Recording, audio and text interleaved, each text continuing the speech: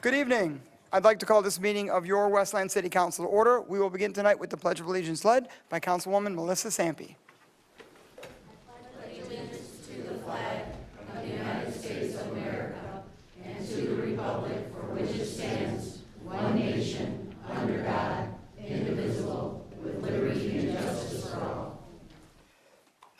Excuse me. Madam Clerk, roll call, please. Councilwoman Bauman. Present. Councilwoman Martin. Here. Councilwoman Rakowski. Present. Councilwoman Sampe. Present. Councilman Sullivan. Here. Pro Tem Maxwell. Here. Council President McDermott. Here. Quorum is present. Okay, we have no special announcements or presentations that I was made aware of this evening, so we will begin with citizen comments on the agenda. This section will allow members of the public at the beginning of the meeting to address council regarding items that are on tonight's business agenda. Questions asked may be responded to during the agenda item following a motion in support of your city council. And just to let you know, because I know we have a lot of new faces here, there are two sections on our agenda where there can be public comments. The first part of it is comments only related to the agenda tonight. So when you're coming up for this 3-minute block of time to speak, it is only on items related to things that are on tonight's agenda, in your agenda packet. The second section at the end of the meeting is general public comment time, where you can talk about any issue you so choose, but do keep in mind that the first set of public comment is for agenda items on tonight's business agenda only. We will start with anyone on my right. Yes, ma'am. Hi, Council. My name is Lauren Hanslick. I am a City Westland resident. I have been a resident my entire life. I am directly affected by the proposed semi-truck lot that it is current. I have complained for over a year, and none of my complaints have been heard, met, commented on, and now you're asking to expand. You're asking to expand to 179 trucks facing our neighborhood. We get constant dust, we get constant noise, we get constant lights, honking, trucks running all night long. It is a 24-hour ran facility, a lot, really. There's no gate, there's no key cards, there's no security, there's nothing. It's people coming in and people coming out for 24 hours a day and night. My kids hear noises all the time, hear screaming. We've called the police, we've heard explosive sounds, we have no idea what they are. We've thought they were gunshots, we've called in the past. All has not been answered. We're asking, please, as residents, to not expand this. Definitely, since we haven't already come up with a solution to what's currently there. Thank you. Thank you. Public comment on the agenda. Anyone on my left? Yes, Ms. Sedden.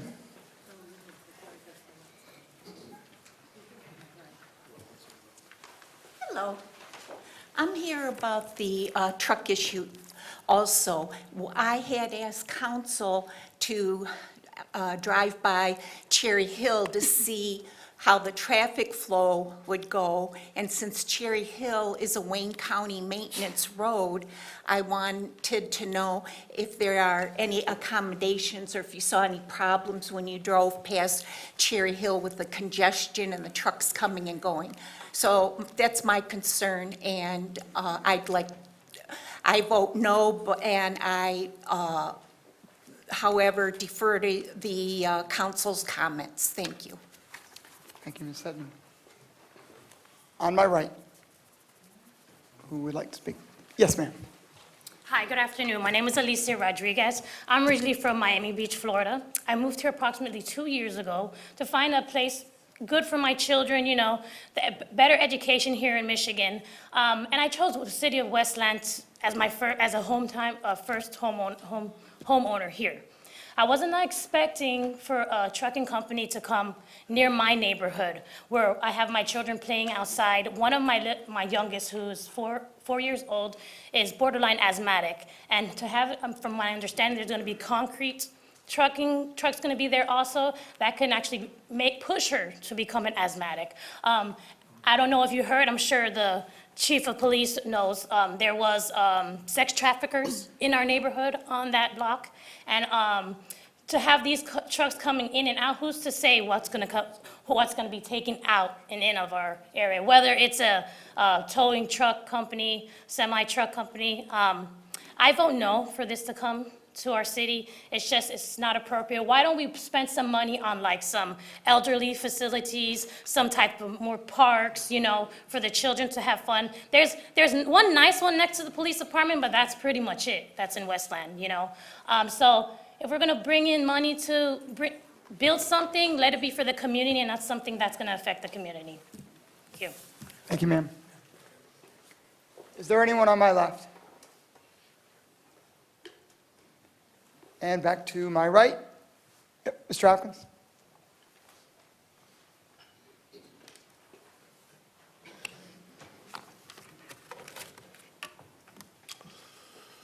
Good evening, Mayor, Councilmen, Councilwomen. My name is Brian Hopkins.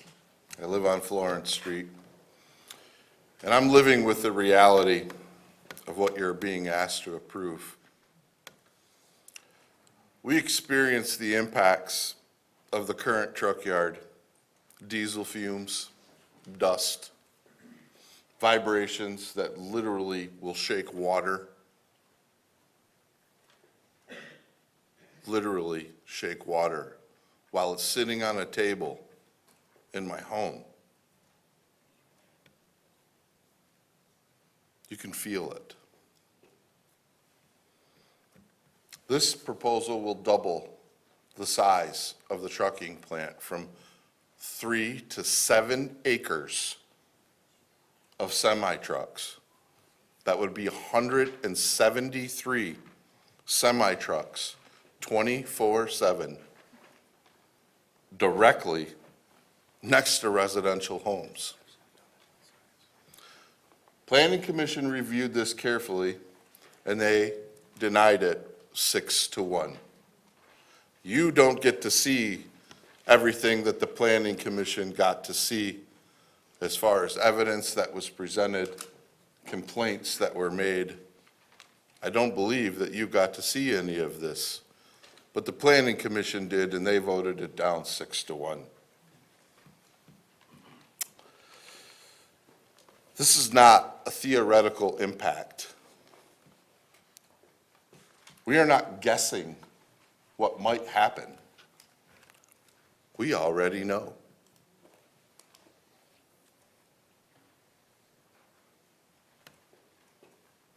Because it's happening now. Across our neighboring communities in Livonia, Canton, and Plymouth, this would never even be a discussion because they understand something very simple. They recognize that semi-trucks and residential properties don't go together. And one of the most industrial cities around us in Romulus, semi-truck and heavy industrial go together. Now, this is by the airport, one of the most industrial places around us, and they recognize that this is not compatible with residential living.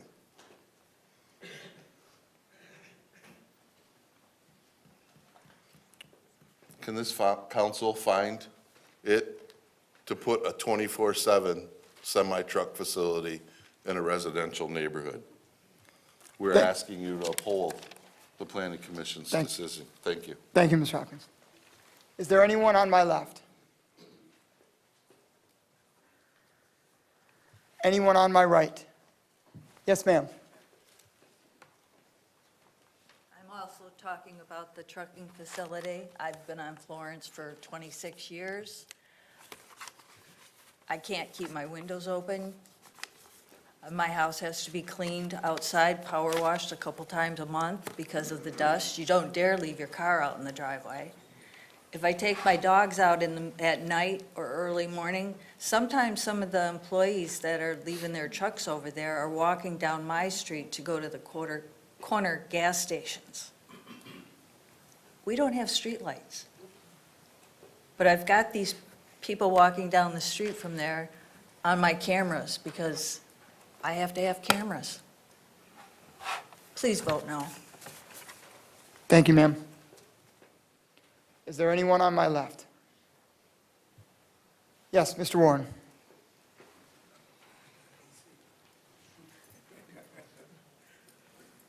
Okay, good evening, everybody. Good evening. Under the consent calendar, item J, in regards to True Green. Well, me personally, I didn't have any good experiences with True Green in regards to coming back and eradicating dandelions. My neighbor, she also canceled True Green because they were building her for work which was not performed. But as I look at the items that you want to do, and you're dividing up the items between the Downtown Development Authority and TIFA. And what I find that TIFA offers to pay for Central City Park, Fire Station Number 1, and Nankin Square. But yet, when I look at the items under the payments that the city's going to pay, those items are under city payments, and I just want to know why they're there. And also, we have 20 parks in the city, and several parks are going to be left out of weed control. That's Hicks, Northgate, Liberator Park, and the Lincoln Johnson Field. And I don't know why you left those off, because we supposedly only have 20 parks. And I would say that under those items that some of you are already seeing, I think that the Hicks, Northgate, and the Liberator Park should be added to that list. And that community should not be, basically, that's in Norway, and that community should not be left out of the props that everyone else is getting. And that all of the other ones that I mentioned, Central City Park, Fire Station Number 1, and in the new park, Napkin Square, should be all the responsibility of TIF and the Downtown Development Authority. Thank you. Thank you, Mr. Warren. And on my right. Yes, sir.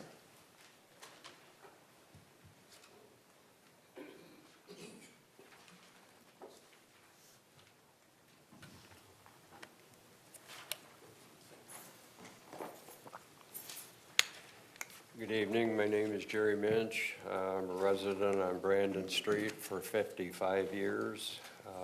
This is for the truck yard. As our elected officials by the residents, we expect you're looking out for our well-being and safety of the families in all neighborhoods, that there shouldn't even be consideration given when encroaching on a residential area. The expansion of the truck yard is a definite encroachment, and it's a zoned residential neighborhood. Florence Street is a zoned residential road, and the conditions we experience now are numerous, and it would only get worse with the expansion of this truck yard. The Planning Commission has it right, and we would hope that you have our backs on this. So, thank you. Thank you, sir. Is there anyone on my left? Anyone on my right? Anyone else in the audience? Okay, seeing and hearing none, we will close comments on the agenda and move on to the consent calendar. Is there a motion? So moved. Support. Motion by Councilwoman Rakowski, supported by Councilwoman Sampe. Any changes to the consent calendar?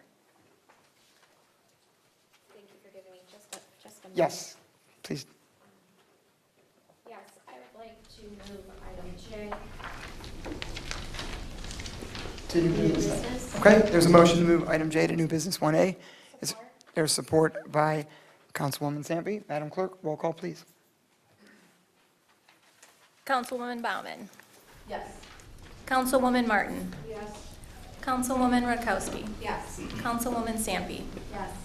Councilman Sullivan. Yes. Pro Tem Maxwell. Yes. President McDermott. Yes. Motion passes.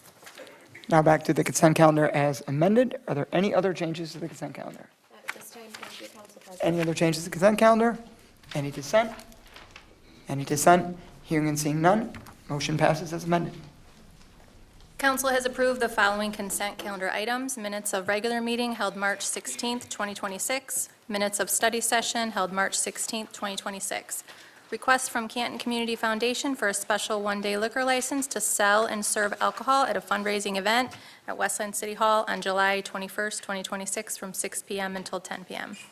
Contract extension with 3 Cities Art Club to display art at City Hall, to rotate the display, and to release the city from any liability.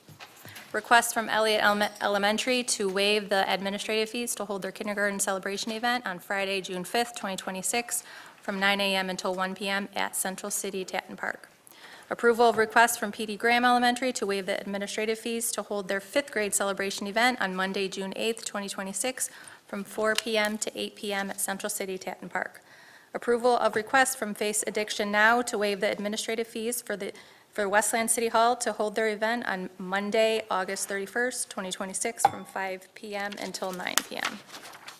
Approval of request from Detroit Wayne Integrated Health Network to waive the administrative fees for their annual Generation Wellness and Live Summit to take place at Westland City Hall on Thursday, August 6th, 2026, from 9:30 a.m. until 4:30 p.m.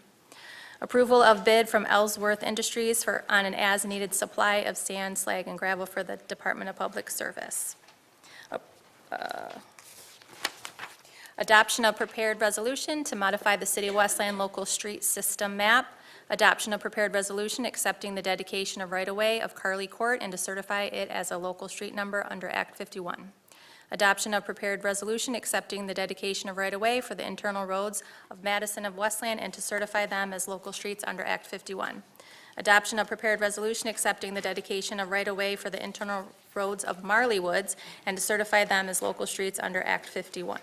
Approval of independent contractor agreement with Michael Care to resume his duties acting as city ordinance inspector and animal control officer for the City of Westland. The term is for a one-year period. Adoption of prepared land division resolution located at 37201 Warren Road. This is Planning Department number 1441R. Adoption of prepared land division resolution located at 5980 North Wayne Road.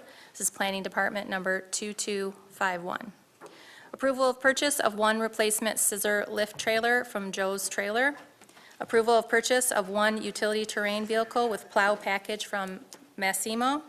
Approval of purchase of one log grapple from sole supplier Michigan Cat. Approval of purchase of one stump grinder from Vermeer Midwest. Approval of purchase of one replacement bucket truck with uplifting from VersaLift. And the last item on the consent calendar tonight is the adoption of prepared proclamation to proclaim the month of April 2026 Autism Awareness Month and April 2nd to be World Autism Awareness Day in the City of Westland. Moving to payment of voucher. Is there a motion? As moved. Support. Motion by Councilwoman Rakowski, supported by Councilwoman Zampi. And Madam Clerk, you're able to take a deep breath after that consent calendar and a drink of water or two, if you would so choose and like to. Is there any discussion from the maker? Not at this time, thank you. Is there any discussion from the supporter? Not at this time. Is there any other discussion from the council? Any other discussion? Any dissent? Any dissent? I'm trying to drag this on to give the clerk here just a second to catch her breath. And with that, no dissent, motion passes. New business item number 1, approval of prepared settlement resolution to authorize the mayor and clerk to enter into the settlement agreements for the opioid litigation and execute all necessary documents to effectuate these settlements. Is there a motion? There's a motion by Councilwoman Rakowski, supported by Councilman Sullivan. Did the city attorney's office have anything they wanted to add on this? No, I think the council generally is aware of the status of the litigation and the fact that these sorts of things have come and gone over the course of time, and so this is just the next step in the process. Thank you. And is there anything from the maker? Not at this time, Council President. I think this is just an ongoing annual renewal, which ultimately does benefit the community and offset some of the pain and suffering that individuals in our community have faced through either addiction or the overdose therefrom. So. Anything from the supporter? Any other discussion from the council? Any dissent? Any dissent? Hearing and seeing none, motion passes. New business 1A, this is formerly consent calendar item J, approval of bid for the extension of the contract with True Green for lawn fertilization and weed control services for several city locations for an additional 3-year period. Is there a motion? Motion by Councilwoman Martin. Is there support? Support. Supported by Councilwoman Rakowski. Is there any discussion from the maker? No. And discussion from the supporter? Yes, thank you. Per the comment from the resident, Mr. Warren, I think he was looking for some clarity, and while we have that, if a member of our community comes up and asks some questions, I would like them to be addressed, please. So if I can ask through the chair to, I suppose, well, we got 3 different people, and, for Mulligan, so if it's, oh, you're here, wonderful. So if we could direct those questions to Director Mulligan and have those answered for Mr. Warren, I would greatly appreciate that. Yeah, thank you. Thank you. Director Mulligan, please. Thank you. Yeah, through the chair, to answer Mr. Warren's question, the True Lawn service, if you guys are looking at your council packet, I just wanted to kind of break down exactly what you guys are approving tonight. You guys are approving, if you see on your note on the agenda item, Please note that City Hall, Central City Park, Fire Station 1, former City Hall, and Nankin Square will be funded separately through TIF and DDA. So you guys are only approving the contract where the rest of the parks are that don't lie within DDA and TIFA territory.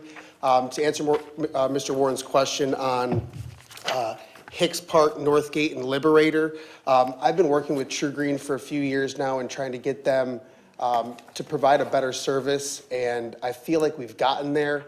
The reason Hicks Park is not on there, that is a nature area, and if we ever see any issues, we will address that with True Green and add it.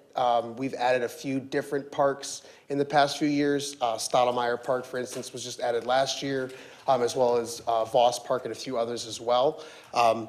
So just in discussions with my team and the rest of the administration, we felt that this contract is suffice to what the parks need for weed control. And if you are looking at your packet, vegetation control is basically just all mulched areas where play structures are. And then the lawn service is just spraying grass fields for additional weeds. I hope that answers that question. I hope that it does as well. Thank you. The one question I have, and I hope again through the chair to Director Mulligan, because we have so much parkland, and it's one of the few amenities that our children really do have. We have parks. That we got going for us. Do you have information regarding the impact of this weed control substance that is sprayed upon all of the lawn and mulch that our children are playing in, especially when we're talking about our athletes that are rolling around in it for practice and stuff?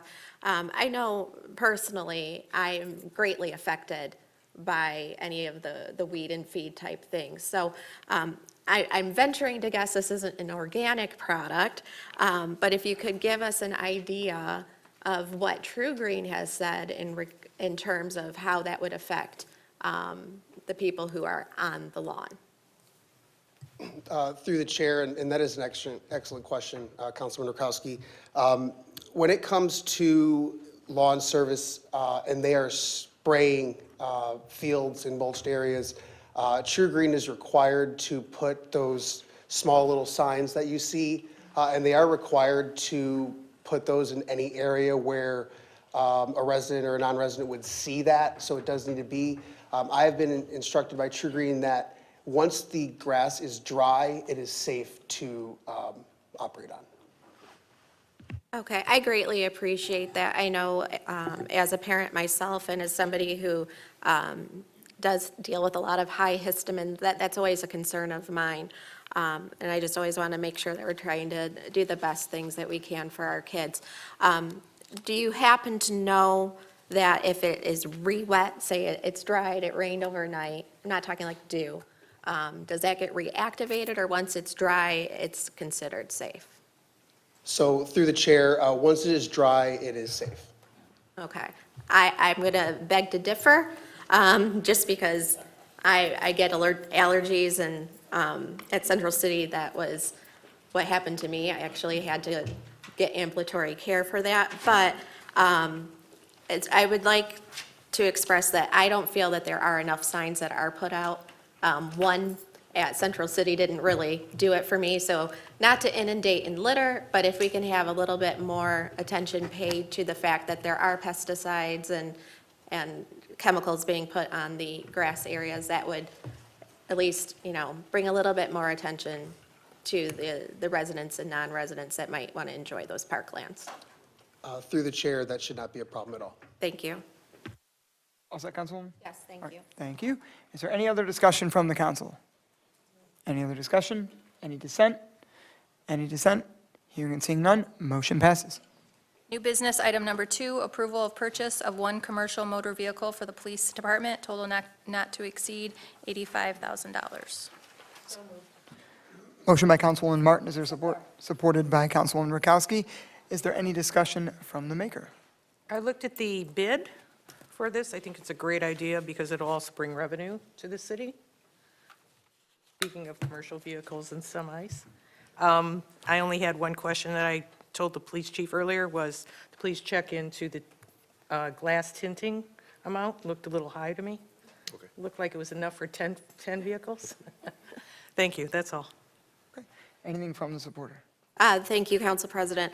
No, I think this is a wonderful addition to our police department. I think it's important that we're capitalizing on the vehicles that are utilizing our community as a thoroughfare, right? So these are vehicles that we might find aren't following the letter of the law, and they're actually creating some issues for our infrastructure if they're overweight and things like that, right? I mean, we all know, I won't use their vernacular, but we've been having a long struggle of fixing the roads. So having a specific section of our police department patrolling that and making sure that the vehicles that are using our infrastructure are doing so correctly, and then if they're not, being able to capitalize on the enforcement thereof should help us maintain the infrastructure as well. So hopefully, maybe we won't have as many pothole incidents, but I looking forward to seeing how that increases revenue for your department, as well as preserves our infrastructure for our residents. Thank you, Councilwoman. Any other discussion from the council? Yep, Councilwoman Sampe. All right, thank you so much, Council President. In terms of new business number 2, it did say that we're going to purchase a new commercial motor vehicle. I think we were leasing vehicles out. So is this for the equipment or for the lease? It's for the vehicle. It's through Enterprise Fleet Management, just like our patrol fleet is. Okay, But we'll be paying it upfront with the current budget funds. okay. So is it 85 a year, or is it, No, that'll be up to that for that and the upfitting. okay, That seems to be the average. So we will be well under that. That just leaves some room for contingencies or things that come up. But okay. I didn't know if it was a month, I thought we were paying monthly for our vehicles, so I wasn't sure. But, okay.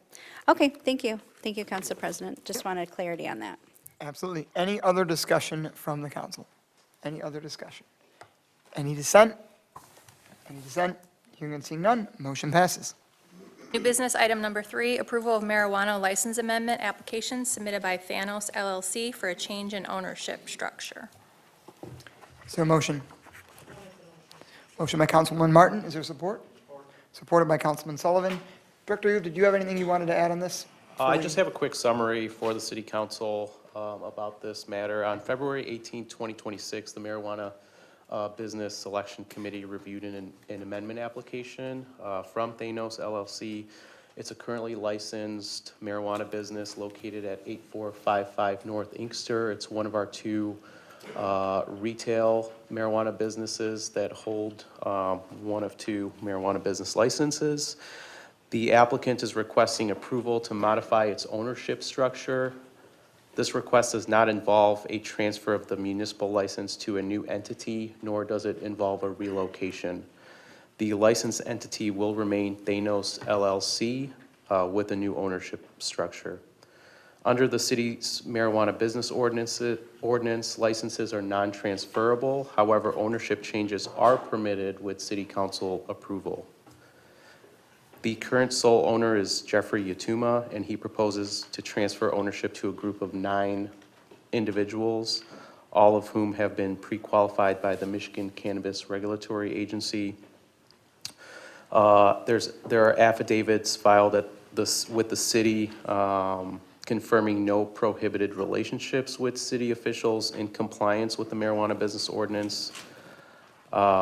Finally, the selection committee reviewed the request and unanimously recommended approval with a variety of conditions, all of which are being met and complied with and have been met, including CRA background checks, assumption of existing obligations, including the community benefits agreement that the city council approved, and submission of updated documentation, which the selection committee asked for, again, which has been satisfied.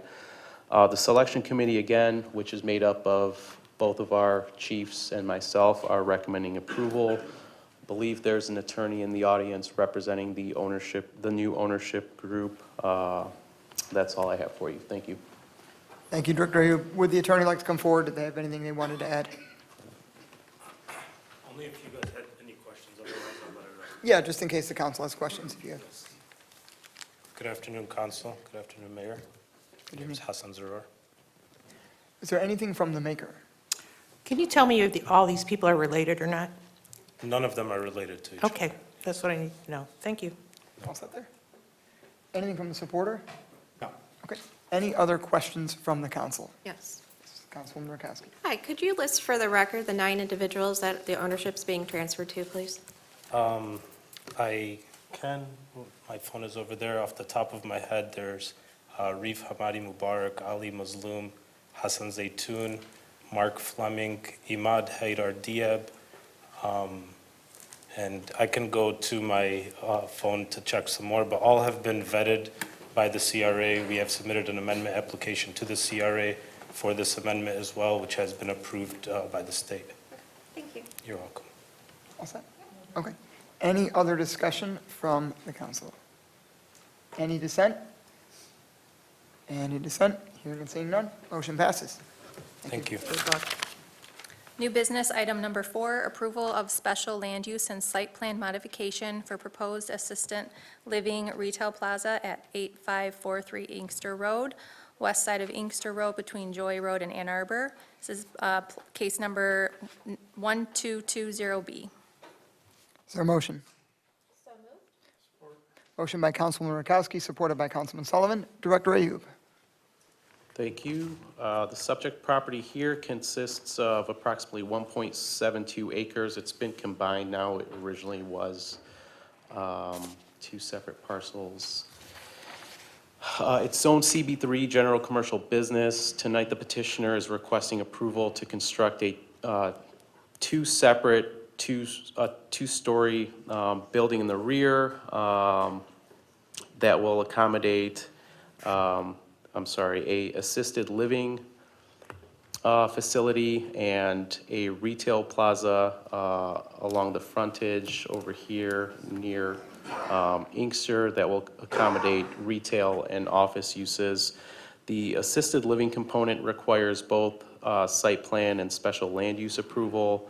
The proposed retail and office building requires only site plan approval, but with the petitioner's permission, we are combining them into one agenda item tonight. On September 1st, 2025, some of the council may remember that it denied the petitioner's request for site plan and special land use approval to construct a 3-story storage facility in the rear instead of the proposed assisted living tonight 2-story.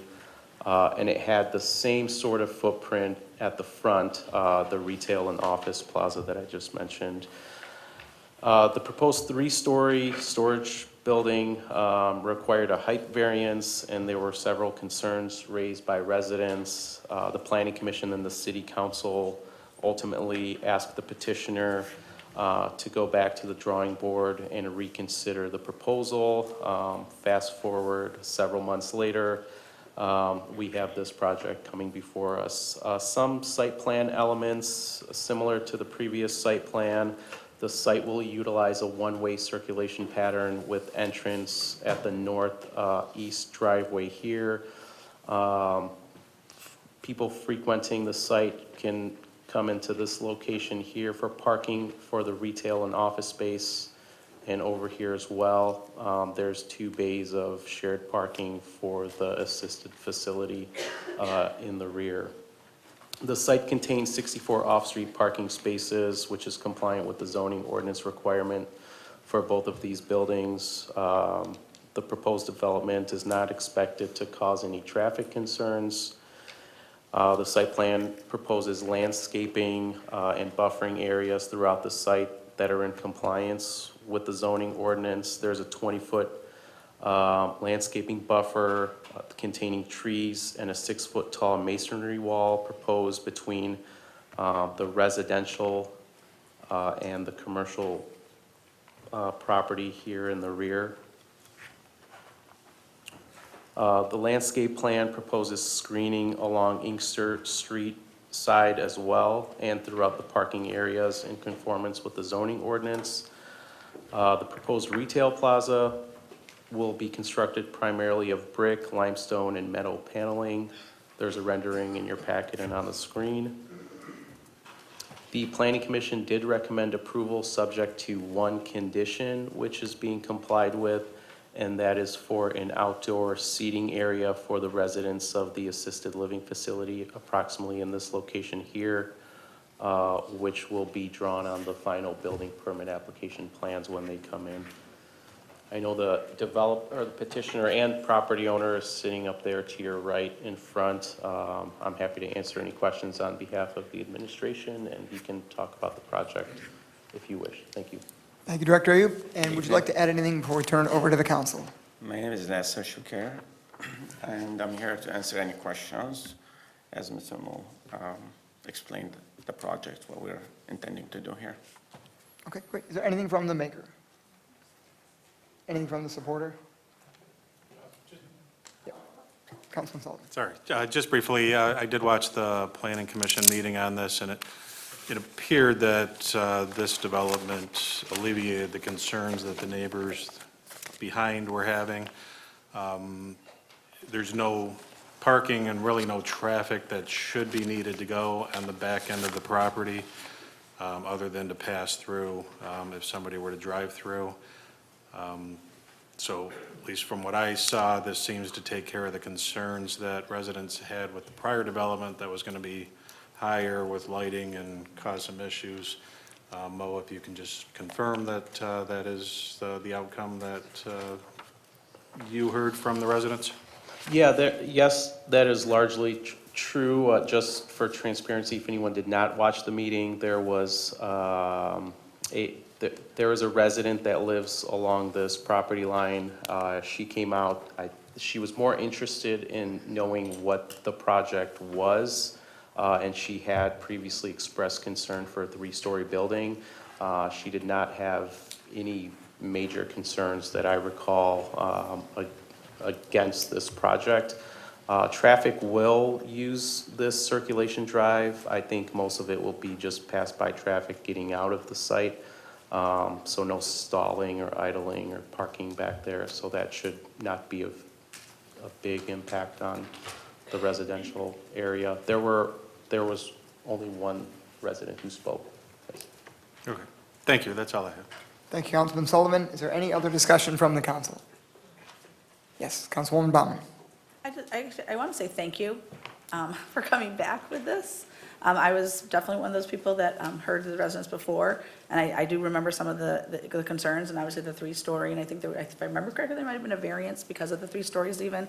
So I actually want to say thank you for coming back with a new idea and new development, because sometimes, yes, that's what we have to do. We have to kind of, we do have to listen, and we do have to sometimes make decisions that, but I just want to say thank you for doing that. Thank you. Because I think this will be a good thing. And I did hear her, I did watch, she was concerned with lighting, and you guys talked about that as well, so thank you. Thanks.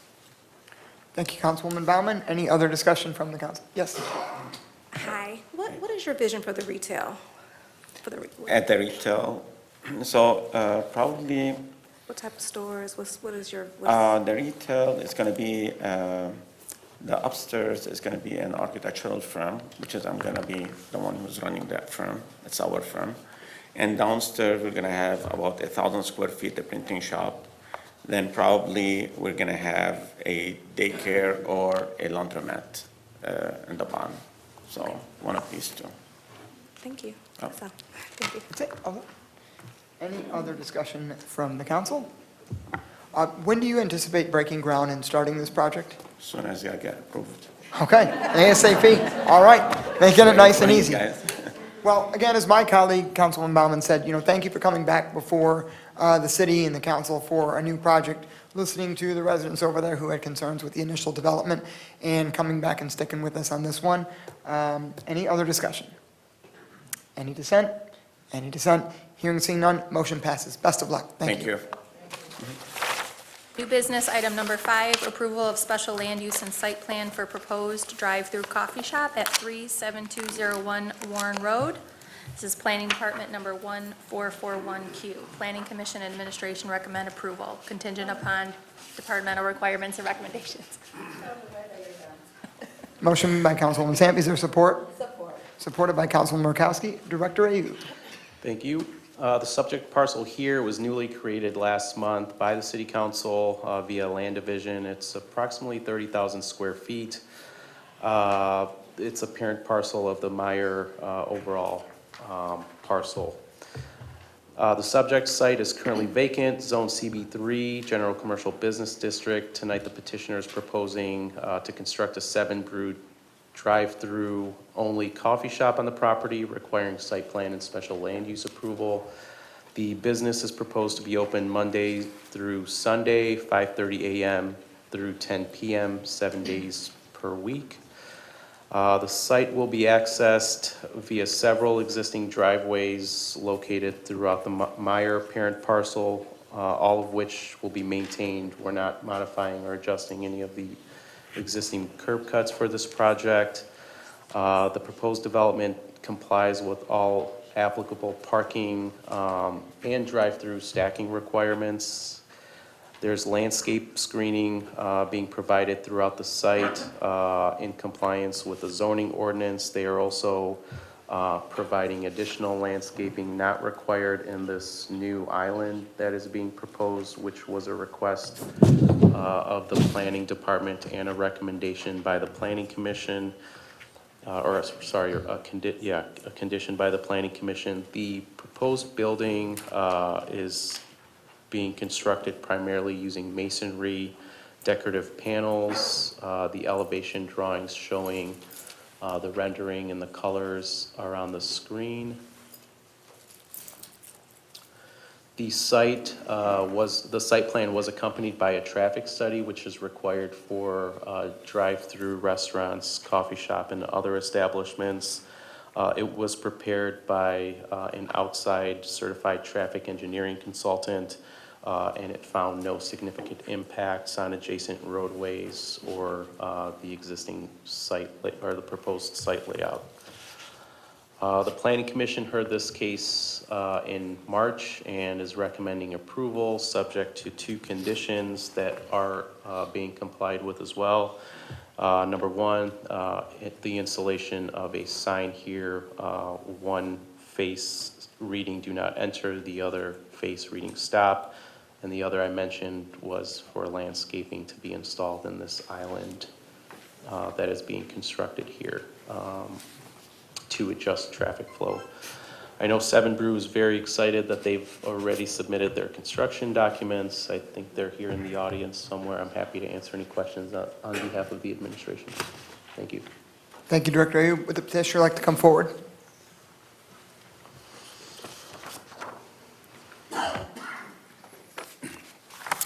Yes, my name is Reed Cooksey, with Stonefield Engineering and Design, representing the applicant today. Do you need my address? No, you're Perfect. perfectly fine. I'll just add a little bit more color. Again, like Mo said, we were recommended for approval from Planning Commission with 2 conditions. We've already submitted those plans that show the additional landscaping, not only in the large island, but in the smaller islands we're creating to line that access drive we're relocating, as well as place the stop, do not enter sign by that egress only entrance. We're very excited about being in Westland.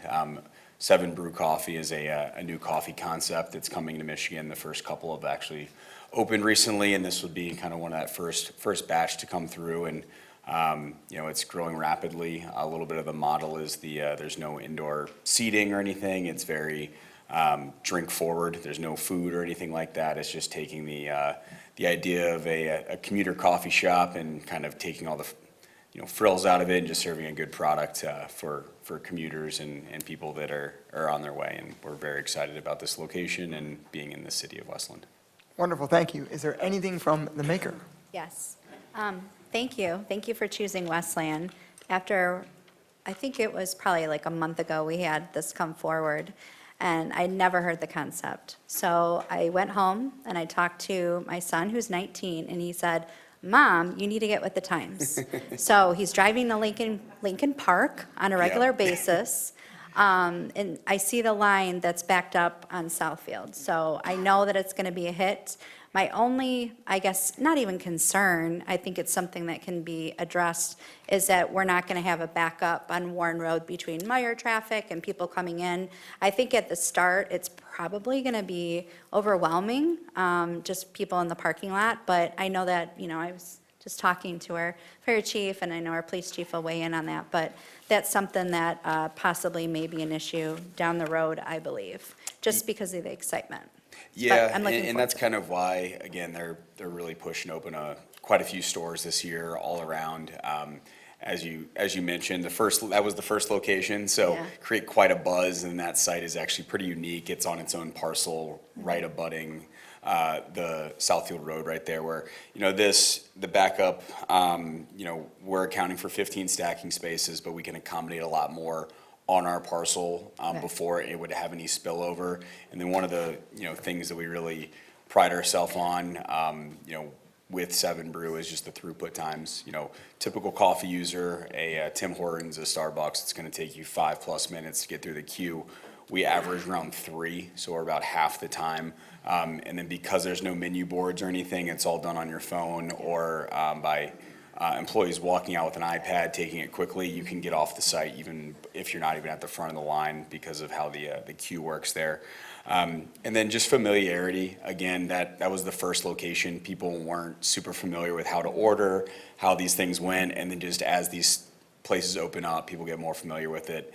It'll not only alleviate the other places because you don't have people driving so far to get to them, but you just get people more familiar. Their order's already in the app.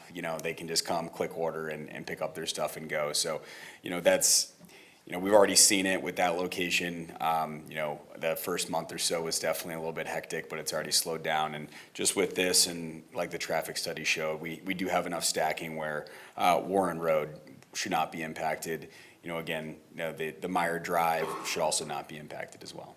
Awesome. Well, thank you. Yeah, those that do not understand stacking stations is they have basically lanes, and then they have people go over to the lanes. And I did experience the iPad ordering, which I Yeah. thought was pretty convenient. So Yeah. I will be in support of it. Obviously, the community is going to embrace it because that's something that has been a hit downriver. So I'm happy that you chose Westland, and Absolutely, we're can't excited to wait. get open. Can't wait to get this approved. Do you have a timeline on when? Oh, as soon as possible. Okay. So we're already in for most of our outside agency permits. So we're looking to get all of our final permit approvals here after tonight, working with the engineering staff afterwards to, get that wrapped up. I think currently we're tentatively trying to start construction here at the end of May. So Okay. that would put us open. They build these pretty quick, about 10, 12 weeks, so we'd be open towards the Wow. end of summer. Oh, that's awesome, awesome. Well, thank you. I think you have a lot of happy people in Westland supporting Yeah, us. we're very excited. Thank you. Okay, thank you, Councilwoman Sampe. Anything from the supporter? I'll just echo some of the sentiments. I think we're all looking forward to it. The concept is interesting, it's a fresh design for coffee, so I think that'll be nice. I'm confident with your traffic study that's been done, that between the study and the skills of our police department, that we'll get traffic moving, right? Absolutely. I also see that, because it's not on its own parcel and it's a part of the parking lot, I think there's even more opportunity to kind of mitigate some of the roadside traffic. So 10 to 12 weeks is great. That school will be out. All the teachers will be ready to have That's our what we're coffee. hoping for. So I hear really good things about your lemonade, so I'm Yes, looking people forward love to the it. lemonades. They love the, Yeah. again, they only do drinks, so there's Right. no food. It's doing But drinks you really go well. grocery shopping afterwards, right? Absolutely. Wonderful. Well, thank you for picking Westland. It's exciting to see some of these new and innovative things coming to us in the first wave when it's still fresh and new. So I appreciate your sense of adventure with our city, and we look forward to your business. Great, we really Thank you. appreciate it. Thank you. Thank you, Councilwoman Murkowski. Any other discussion from council? Any other discussion? Just have 3 quick questions. Number 1, so with the iPad ordering, it's similar to like the Chick-fil-A concept where they'll be That is outside. that's usually take- part of my pitch. Is Okay. You see it now heavy with Chick-fil-A. Yep.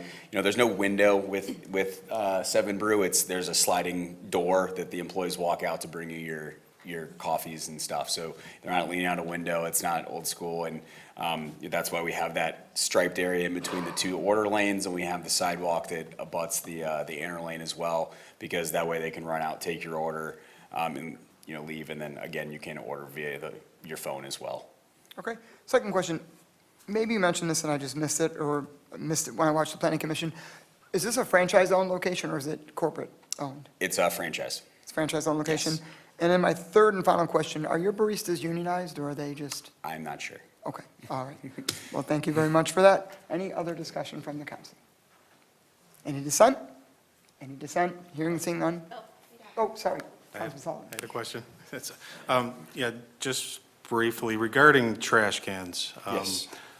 Will there be, upon the exit, I know a lot of fast food places, they have like the long neck trash cans. Yeah, no, people can throw wrappers or cups into? We don't have those on our site. Again, a lot of everything is takeaway here, and it's just drinks, so we don't really anticipate having too much trash other than maybe a receipt or a straw wrapper. But no, we don't have those on. I guess that's my concern, is the straw wrappers. A lot of people are going to toss those out the window. Is there any way to provide something for them to? It's not throw part of those the into? prototype. I'm not sure. All right, and then I still also have some concern about the Warren Road possible backup. I mean, you can only get 3 or 4 cars if things back up into that entrance. Newburgh Road has a lot of space for cars to be able to line up if things get lined up, but hopefully the police chief will keep an eye on that to make sure we don't get backed up onto Warren Road, because I just have some concern with that short drive in there. If things get lined up, it could cause some problems out onto Warren Road. Yeah, we have the full throat of the Meyer Drive access. I mean, it would need to be 60, 70 cars there to even kind of touch that. Well, that's what we're expecting, right? From your lips to God's ears. All right, thank you. That's all I have. Thank you, Councilman Sullivan. Any other discussion? Any dissent? Any dissent? Hearing and seeing none, motion passes. Best of luck and thank you for the investment. Really appreciate it. Thank you guys so much. Thank you. New business, item number 6, approval of special land use and site plan modification for proposed truck and trailer parking lot at 37925 Florence. This is case number 1933C. Planning Commission recommends denial. Is there a motion?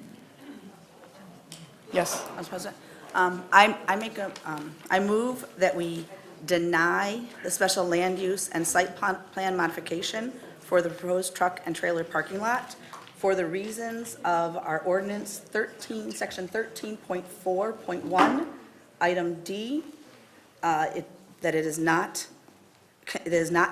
incompatible with the adjacent land use, and item H, which has an impact, which indicates the impact on public health, safety, and welfare, for those reasons. There is a motion to deny the agenda item 6 on the floor, put up forward by Councilwoman Baumann, supported by Pro Tem Sampe. Is there any discussion? Do we get to come up as the applicant? On a motion to deny, they would still get to come up. Yes. Then yes, you will get to come up. Thank you.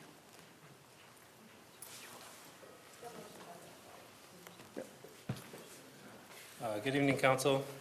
Thank you for being here to discuss our special land use application.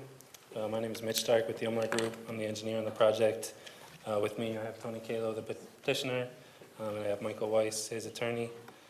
I guess I was expecting Mo to give a presentation. I can run through some of the site data and just some of the background and how we have worked with the residents thus far.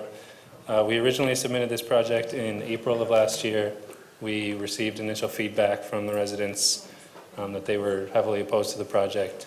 So we pulled it from the PC meeting ourselves. We chose to meet with the residents, understand their concerns, get their feedback. We revised many things on our plans, specifically just to cater to the residents to minimize those impacts as much as we could. Some of those things included increasing the screening wall from 6 feet to 8 feet. We widened the green belt along the east property line, which is what abuts the residential district. The ordinance requires 20 feet. We increased that to 31 feet. Originally, we were proposing to extend Florence Ave and have entrance into the site off of an extended Florence Ave. There was heavy pushback on that, so we decided to abandon that for an entrance agreement with the adjacent truck lot. And trucks will enter through the existing lot into the property rather than extending Florence Ave. So that's a significant reduction in impact. We adjusted some light pole locations. We moved the detention basin from the south side of the property to the north. Originally, we had a screening wall running the whole length of the east property line. The residents let us know that they would prefer, instead of having a brick wall right on their property line, to see the detention basin, to have that nice landscape green space to look at instead of that. So for that portion that's along the detention basin, we shifted the wall to the west side of the property. So it will still screen the traffic coming down Florence Ave, but it maintains those green views for the residents. Tony has noted to the residents, as well as on the record at the Planning Commission meeting, that for the parking spaces closest to the homes, he will assign those to longer-term trailer storage. So it's people that are coming every 2 to 3 weeks rather than every day, as well as assign those spaces to tenants who have more normal hours of activity between 7 and 7, just to minimize daily use as well as overnight use right up against the residents there. In addition to that, Tony has already cleaned up hundreds of yards of trash and debris from the existing site. Even before this project approved, he's committed to improving the appearance and the safety of the site. These are all just ways that we want the record to show that we have been accommodating to our neighbors. We've gone above and beyond where we can, and while still meeting the city's standards. We presented this at the Planning Commission meeting last month. Although the planner recommended approval, he said we meet all the applicable ordinances, we meet all the conditions for special land use approval. We worked with the residents to minimize impacts. They voted to deny anyway. They made no claim of any ordinance we failed to meet. Every ordinance that Mo listed in his report, he made a recommendation that we've satisfied that requirement. That includes traffic, screening, landscaping, vehicle storage, site lighting, drainage, consistency with the master plan, compatibility with surrounding uses, minimizing impacts to nearby residential properties. I won't restate the whole report, obviously, because you have it in front of you and on the record. In his denial, the PC chair gave this statement. He said, "Disapproval of this body is a reflection of how this body reflects the feelings of the community at large. The job of the Planning Commission and the City Council today is not to reflect the feelings of the community. It's to apply the city's regulations and standards. Approval or denial cannot be based on the community wanting the project. It must be based on the ordinances and whether our proposal has met them. We have shown that we meet the adopted standards of the city. The city planner has indicated that we meet the adopted standards of the city. We meet the ordinance requirements or exceed them. We meet the special land use approval conditions. It's an approved use. It's master planned for industrial use. It's a relatively low-intensity use. We've worked directly with the adjacent residents. It was the city who decided that this parcel should be industrial. We're following the city's vision." I'm here to answer excuse me, any questions about the site, and Michael has a statement as well. And then we did want to give Director Ayub, did you want to, anything that you wanted to add on this? I think that relative to the elements of the site plan, what happened at the Planning Commission, and all of those historical details, what happened between last year and this year were mentioned. Happy to answer any clarifying questions. Yes, the Planning Commission recommended denial. Yes, the master plan future land use designation indicates industrial. Everything surrounding this property is zoned and used for industrial, with the exception to the property of the northeast, which is adjacent to this property and zoned R2, single-family residential. I think everything else was mentioned. If you have any questions, I'd be happy to take them. It's a 5-acre site. They're proposing 79 parking spaces. It's paved, fully compliant with our ordinances relative to development. Just going to keep it sweet unless you have any questions. Okay, and then please proceed, sir. My name is, Yep, you have the right to speak, please. thank you.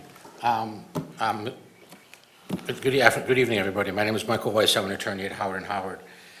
Truck and trailer parking is already approved under the zoning all throughout Westland, including the property exactly adjacent and three different parcels continuing on the other side of Florence.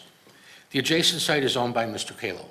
Mr. Kalo has operated that site for 25 years in this community without a single citation, a single ticket, a single violation of any safety ordinance, a single anything whatsoever, anything bad. He's paid his taxes on time, and he'll do that on this property too. There's not been any dust issues, there's been nothing for 25 years. And now you're going to tell me it's going to be wrong to do the same thing on another site that's going to be better for the residents. It's better for the residents because it is paved.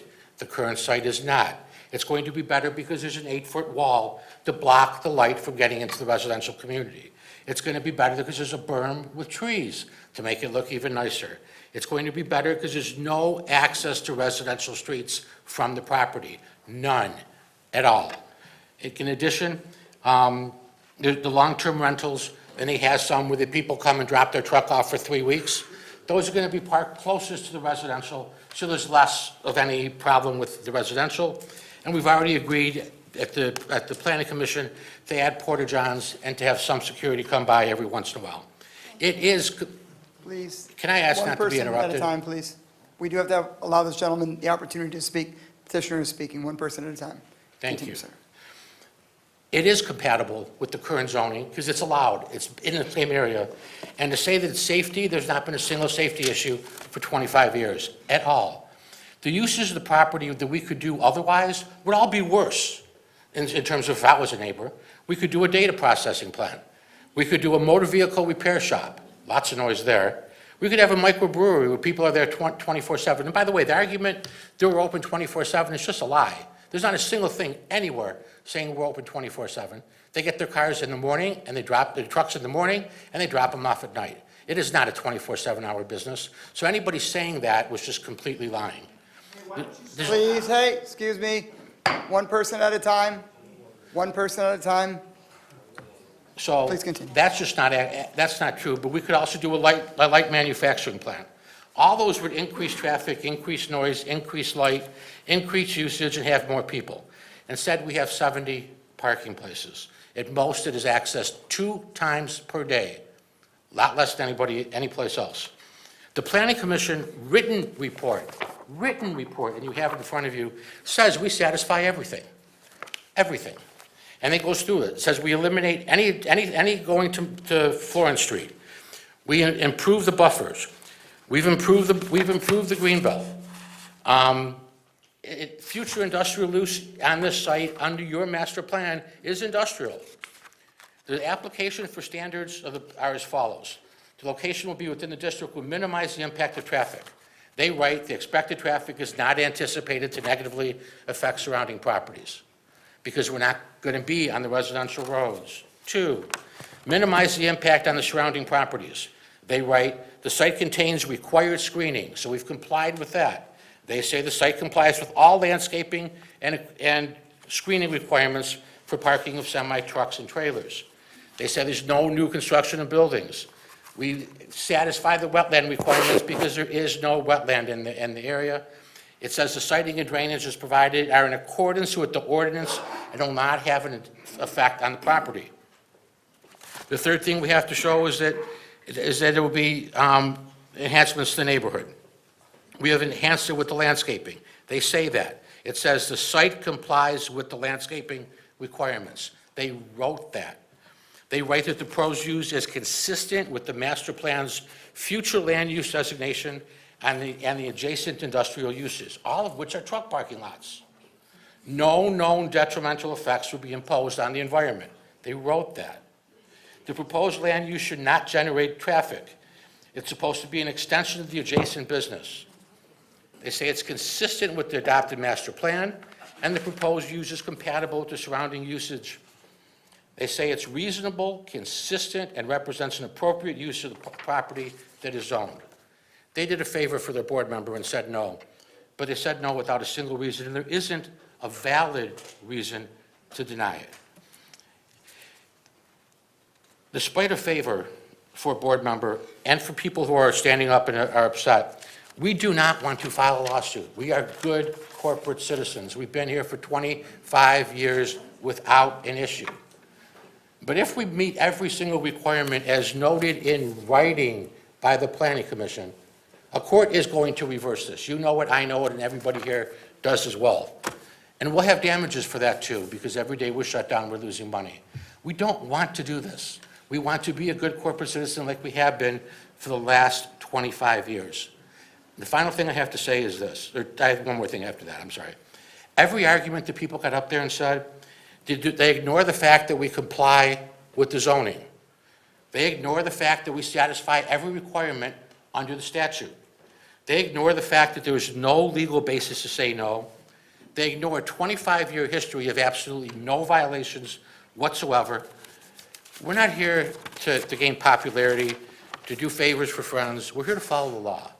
And the law requires when you satisfy the zoning requirements and you are entitled to that under the zoning rules, which have the exact same business that has operated successfully, there is no legal basis to deny it. And I'd ask you, despite the fact that some residents are upset, it's always been zoned this way. When they bought their houses, including that gentleman who got up who's a board member, he bought his house knowing the property across the street was zoned industrial.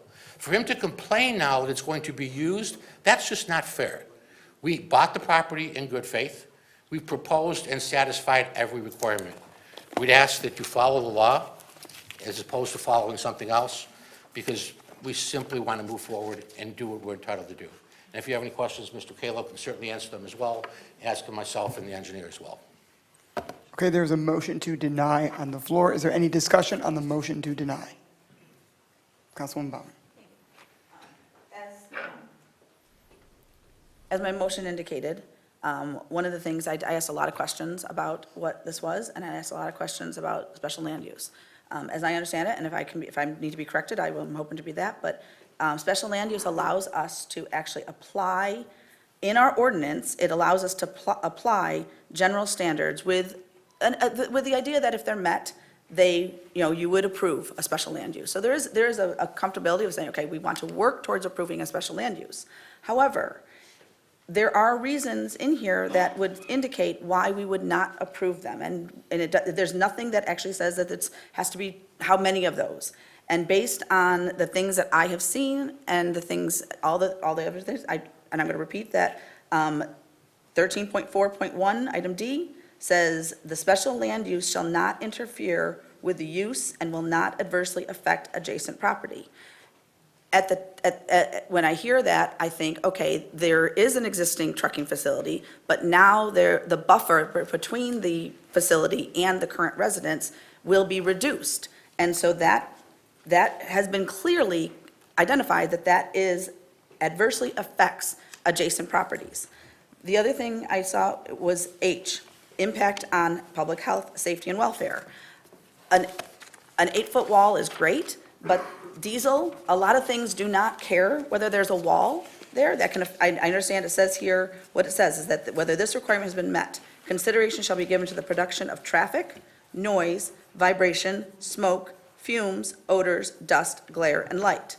A wall can actually reduce some of that, but not all of that. And I believe that is detrimental. There is enough indication that says that diesel and some other things that are coming with trucks would be detrimental now that it's closer. And again, when we're talking about the existing one, that's farther away from the residents. This would be closer to the residents. And so all of those things would be exasperated with that. The other one, and I did not put this in my motion, but as I was looking at this, it talks about isolation of existing uses. The location of the proposed special land use shall not result in a small residential area being substantially surrounded by non-residential development. There is that portion of the new site that is R2, that is not industrial. Well, now that location would now be substantially surrounded by industrial industrial development, as opposed to being surrounded by it would be non-residential development. It would be substantially surrounded, that little portion would now be substantially surrounded by non-residential development. And the other one is, I think I'm going to leave those as the reasons why the reason why I made the motion, were those looking at our ordinance and applying that was the reason why I made my motion to deny. So thank you. Thank you, Councilwoman Baumann. On the motion to deny, is there discussion from the supporter? Yes, Councilwoman thank you. Sam. Thank you. I want to thank my colleague for bringing that up. Everything that you just outlined was actually what I was going to say. It was actually brought up about the dust issues, and I personally have experienced the dust issues by being at the property. So that's a lie, saying that there's no dust issues. I don't know where you got that. And then the public health, that is extremely important on the motion, because breathing in those fumes, that has significant, and I see children here as well, and people have children with asthma, significant health issues. So I'm going to say the special land use at this point right now gives City Council the ability to deny it. And if you wish to file in court, then that's fine. But I don't appreciate being threatened either. It's not fair. We don't need to be threatening people. One person at a time. I appreciate you all, but we do have to allow one person to speak at a time. So, I understand your attorney, sir, but we do have the ability to deny it and to come in here boldly saying, we do this, this, and this. I can tell you right now, currently what is at that property is not even acceptable. If I lived at that neighborhood and I saw and I dealt with what they dealt with, I'd be just as angry as them, I would be up here holding a sign. So for you to not realize that they are upset and then you blame them and saying that you're up here and that you're following the rules, it's very, very troubling. It's very, very troubling. So I just want to say, no one is doing any favors for board members. What we do is when we take a vote, we vote for what is right. We vote for what we feel our community deserves. So to come in here to have a 24/7 operation, that's not what it was zoned for. It's not a 24/7 operation, though. Excuse me, sir. I have driven by because I'm listening to my constituents. I've driven by at all hours of the night just to make sure, just to do my job, to make sure. And I can tell you right now, there's activity going on 24/7. That's it. All right, one person at a time. Are you all set? Yes. Pro Tem, or Councilwoman, sorry. Did you have something that you wanted to add? Yeah, we do. Yeah, can we respond briefly? Yes. First of all, if it's not 24/7 existing thing, but if that is your concern, then all you have to do, because we never asked, He's just responding to a point that she made. We've let petitioners respond before. When questions are asked. I didn't ask any questions. I should be given the, No. I believe I should be given the opportunity to respond. If the board's already made up We its... generally have, yeah, one sec, hold on. We have generally given petitioners the opportunity to respond when a point is made. We've done that at past meetings. We've given them the opportunity to respond. Please continue. In response to the 24/7, if that is a concern of this commission, of this council, then just indicate a rule that they can't operate between, before 6 or after 10 or something like that, and you solve it. But there is no such rule, and we didn't ask for a 24/7. So saying that one truck may come in at 5 in the morning or leave at 11, that's certainly a possibility, but if you have a rule saying we can't, then we won't. So that solves that possibility. I didn't mean to threaten anybody on this panel. I'm just saying what will happen next. And that's my duty to do that, to let you know that we will preserve our rights, and to argue that it would adversely affect it. Any development on that property would adversely affect people around there. I can guarantee you a microbrewery or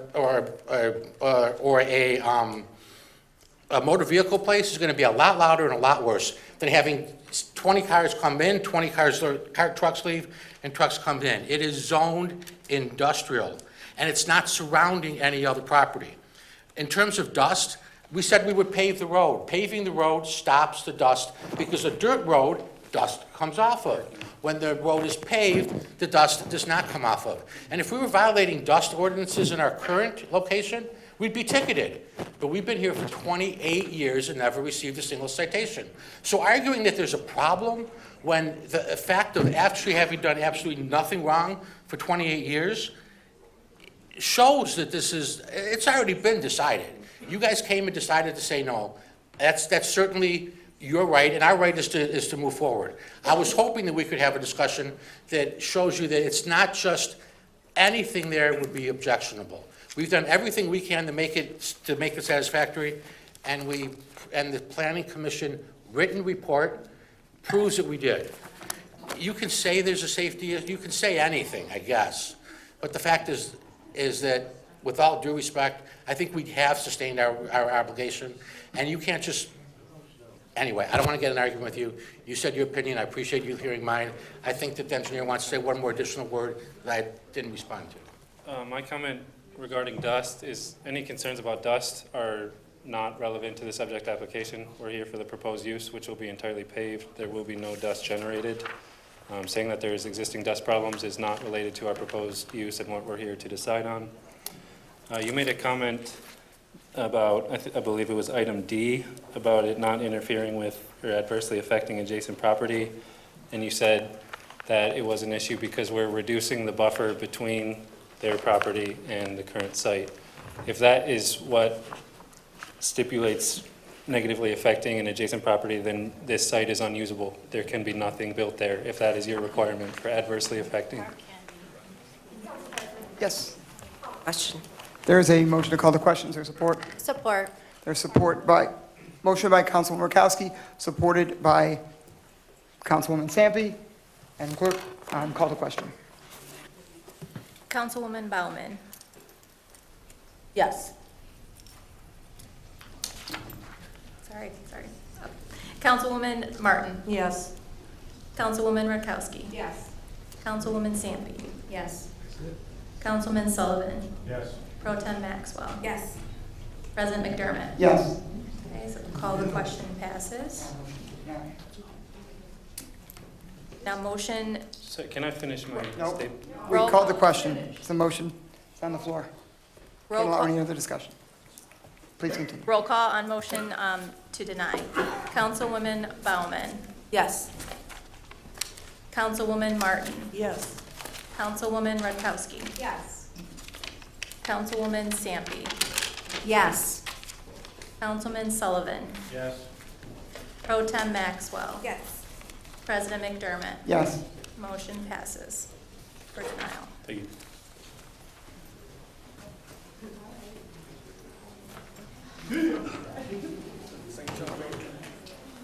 All right, we are now going to move on to public comment. Everyone speaking before the council should do so in a civil manner. Speakers should refrain from abusive or profane remarks, vulgar language, disruptive outbursts, threats, racial slurs, or other conduct that interferes with the orderly conduct of the business meeting.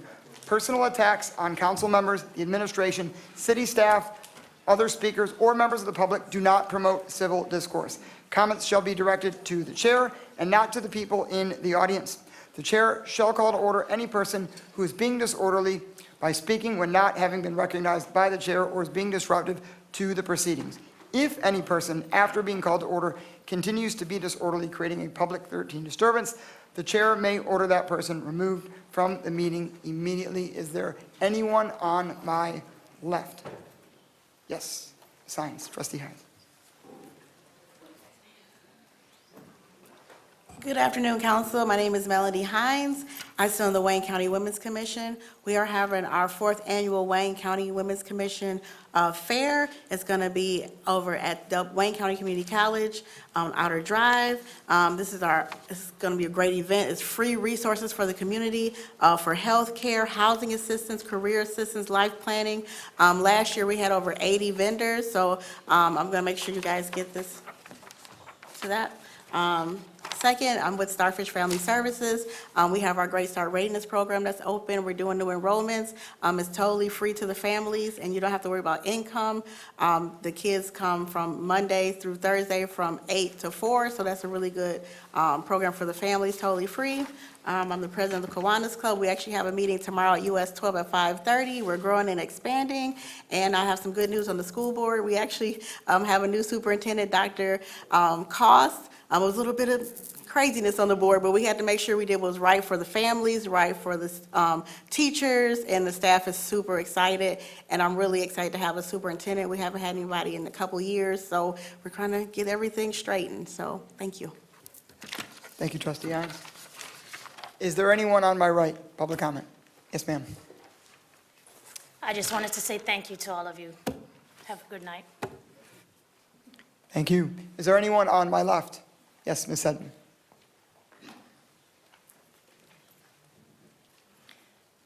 Hi, this is Denise Sedman.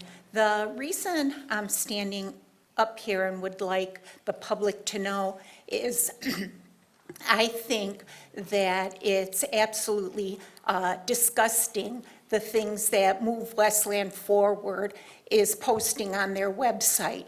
The person that runs that website does not live in this community. And some of the people who are members and are the loudest do not do anything to help the city. They're not on any planning commission, they're not on any whatever commissions we have. And I think that to specifically call one person a cancer, I know you're public servants, so people can take jabs at you, but I just find that totally disgusting. Thank you. Thank you, Ms. Sedman. Is there anyone on my right? Yes, ma'am, in the back.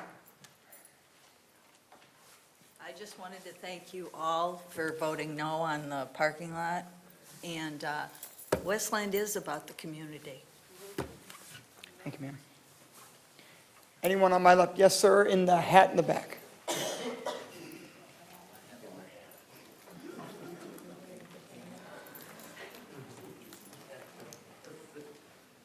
Thank you for hearing me, distinguished member of the council, mayor, my friend Melissa, chief. We have a problem on Gladys Street with mini bikes and e-bikes. This happens between the hours of 2:30 and 5 o'clock, when the parents aren't home, of course. The e-bikes have brakes, the mini bikes do not. They use their feet to stop. They're on a public street, and I'm afraid that one of the children, they're 10 years old, are going to get hit by a car. And that's my concern. Thank you for listening. That's all I have. Thank you. Thank you, sir. Anyone on my right?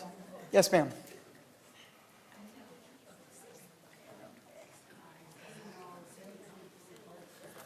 Good evening, council. My name is Elena Berg. I'm the new community liaison for Congresswoman Rashida Tlaib, so I'll be coming to some of the meetings. For people who do not know, we do have 2 neighborhood service centers. I believe the closest one to here will be the one in Detroit at Southfield and Outer Drive. Our phone number is 313-463-6220. We can assist residents with any federal service concerns they have, whether it's regarding Social Security, veterans issues, immigration, passport issues, just to name a few. Over the past month, the Congresswoman has, alongside other 2 congressional members, launched the People's Environmental Justice Caucus, whose focus will be to collaborate with community leaders, advocates, and policy experts to advance environmental justice legislation and ensure that federal policies reflect the needs and priorities of the communities, like the folks in Westland most impacted by environmental harm. She has also introduced the Medicine for the Peoples Act in the month of March, which would establish a public option for biomedical and pharmaceutical research, with more entities contributing to the research of pharmaceutical products and the creation of treatments and technologies. There will be more options for people, and that will lower the cost of healthcare prices. Apart from that, the Congresswoman was able to secure $2 million for Westland to build a new fire station and to purchase a new fire engine. And we will be doing coffee hours throughout the congressional district, so we'll be rotating throughout the 14 cities throughout this year. So when we have our information for the Westland Day finalized, I will let the appropriate parties know. Thank you. Thank you very much. Is there anyone on my left? Yes, ma'am. Good evening, everyone, and council, and our wonderful mayor. I'm a member of one of the largest, if not the largest, African-American churches in Westland, Burning Bush. I wanted to thank all of you for just being a part of the community. I participated and came out to the Martin Luther King celebration that you had at our church. And I just want to say that I appreciate you all. It is important to love your servants, and you all are servants. And I made just a couple of notes, and I'm going to get on my way. It's not fun to be bullied, whether you're in school, whether you're in politics, social media. And I began following Westland's page because of some of you, and I witnessed or read what I thought was bullying.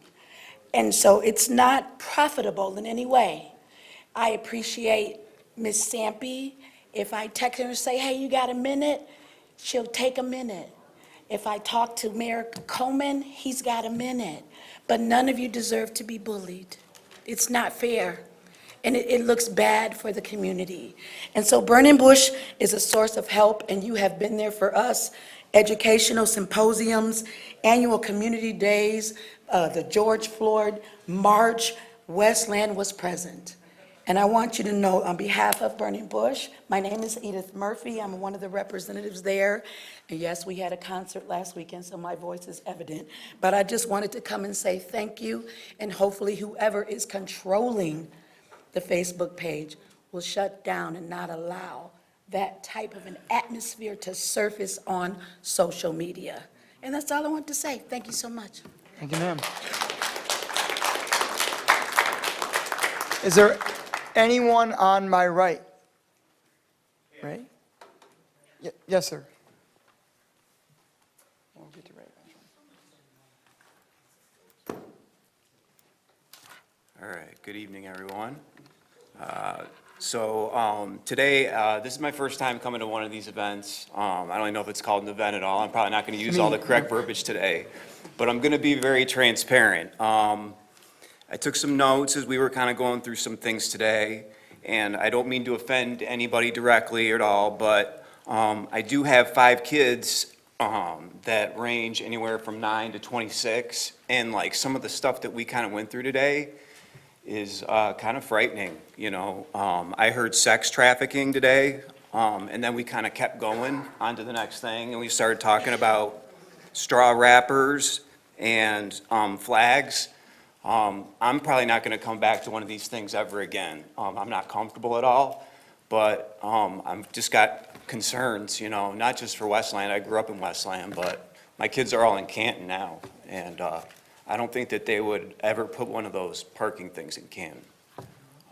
So that's all I got. Good luck with everything. Thank you, sir. Anyone on my left? Yes, ma'am.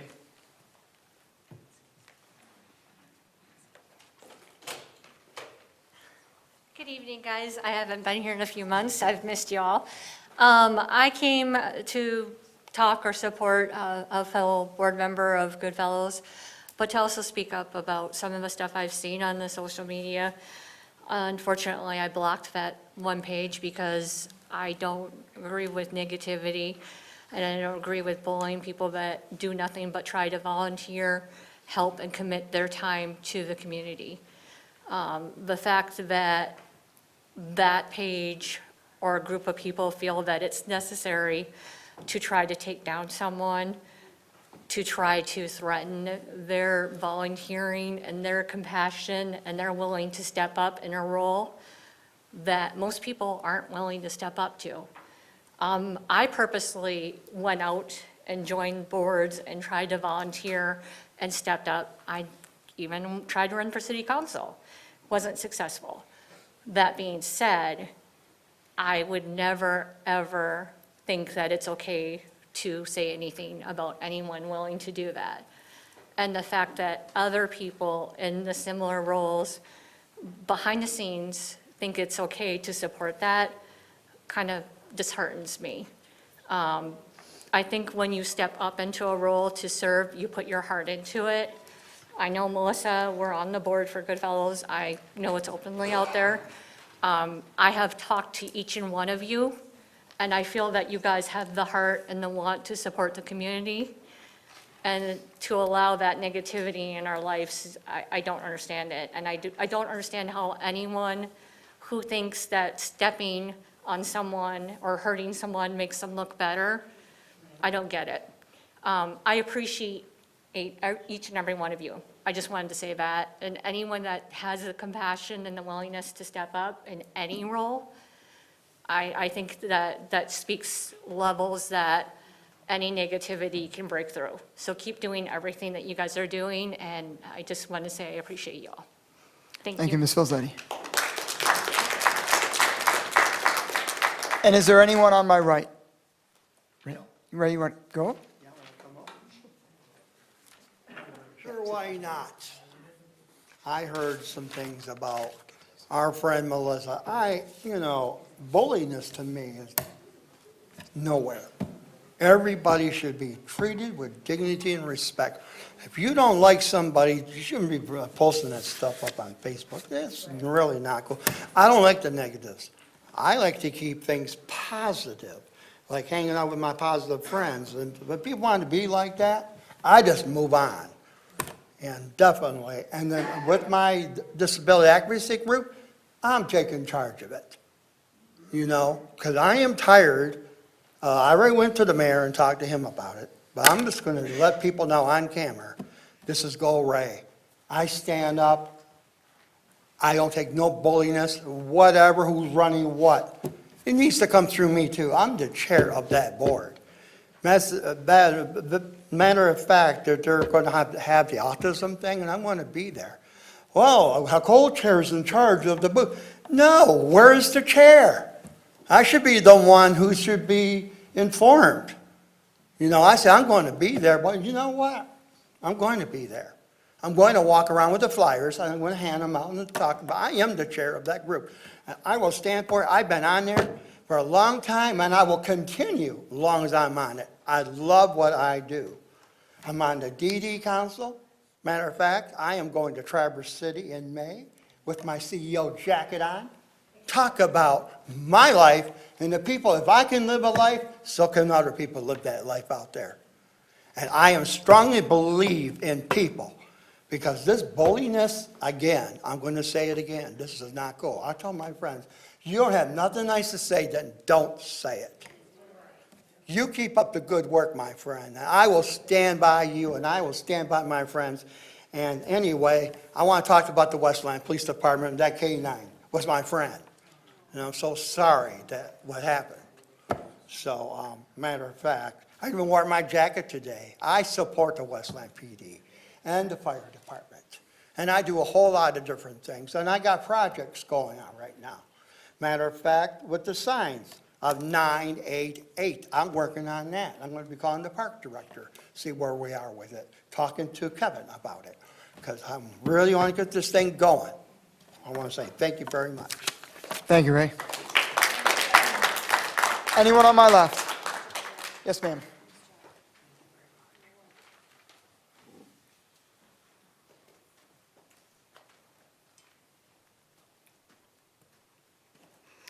Hello, my name is Heidi, and I'm a resident of Westland, and proud of it, up until just recently.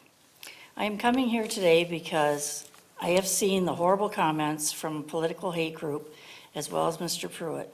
This behavior should not be condoned in Westland, and I hope the mayor will denounce this behavior soon. I find myself active at the senior center, and I enjoy living in Westland.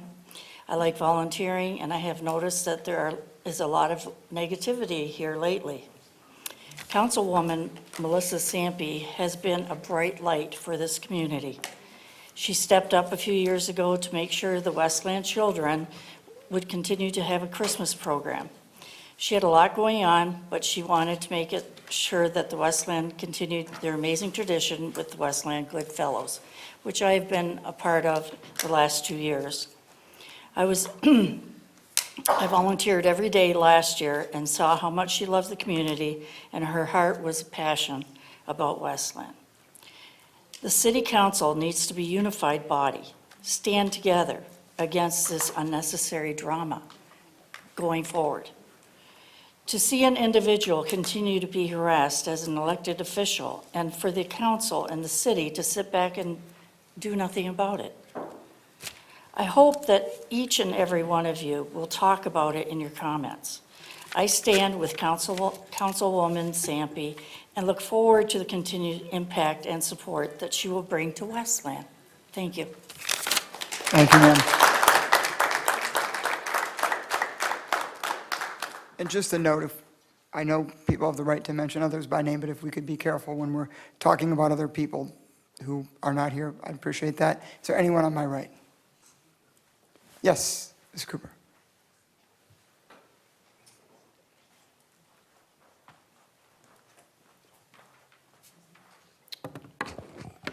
Hello, good evening, Council. My name is Sebastian Cooper. I'm a citizen of this community, and I'm also a proud Westland Rotary Club member. I want to kind of end this on a much brighter note. This last 20 minutes has been a little rough, understandably, but there is going to be a major card show at the Soho Event Center, and that's going to be taking place May 17th from 10 a.m. to 8 p.m. This is going to be the biggest card show this city has ever seen, okay? There's going to be voice actors.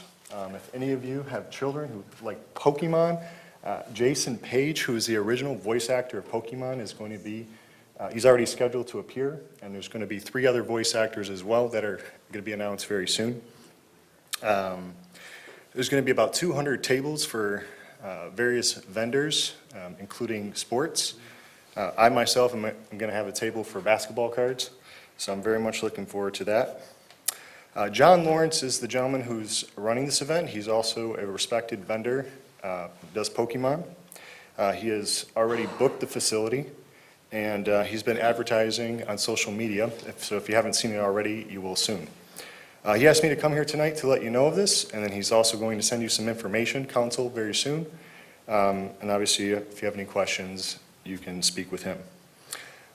This does really well at the Livonia Mall. This happens there on average every month or two, and that's been very successful. This is something I could see personally is happening in maybe our mall as we look for possible ideas and solutions in a bigger event space going forward, because this event is going to be happening on probably a monthly basis. Let's see. And I also want to thank the mayor and the administration for working hard to bring successful businesses to the city. And with that, there's a basketball game, very important one that's going to happen tonight. That's why I dressed the way I did. Go Blue. Have a good night. Thank you. Go Blue indeed. Anyone on my left? Yes, ma'am.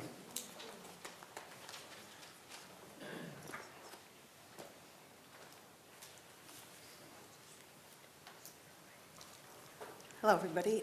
I'm nervous. This is my first time here. I am Christy Boyle. I've been a resident of Westland for 5 years now, and a very proud resident. I love living in Westland. I moved from Livonia, and I actually like Westland better. And I'm here to talk about what some people have already talked about tonight, and that's the issues on social media going against Councilwoman Sampe. And I understand you guys are in these positions. It does put you out there, and people are able to say what they want to say. But I think there should be a fine line between what's just saying an opinion about a disagreement about something versus stalking and bullying, as people have said. And it does become very uncomfortable for us residents, and sorry, I'm so nervous. It really makes me feel unsafe in my own community. The gentleman, the one particular gentleman, I will not say his name, I'm scared to go the places that I know he goes, because his verbiage is escalating in demeanor, and we're not seeing anybody publicly address this. So I really do think it should be addressed so that we're feeling safe as well as all of you. That's it. Thank you. Thank you, ma'am. Anyone on my right? Yes, Mr. Atkins. Council, thank you for denying the trucking company. Our health was at risk, and you have helped us. I have also, I want to speak on the matter that's going on Facebook. It's quite the thing that's going on lately, and it's escalated quite intensely. I only hope that everything can work out in the end in all of this between what's going on in Facebook and Councilwoman Sampe. I can say that in my experience with Councilwoman Sampe has been nothing but positive. I can't say that she's done anything that's been unorderly or unlawful. Without getting into exactly what was said on Facebook, I guess I'm here just to say that I hope that there's a resolution at the end of this tunnel and that we can all get back to what's really important, and that's helping Westland residents.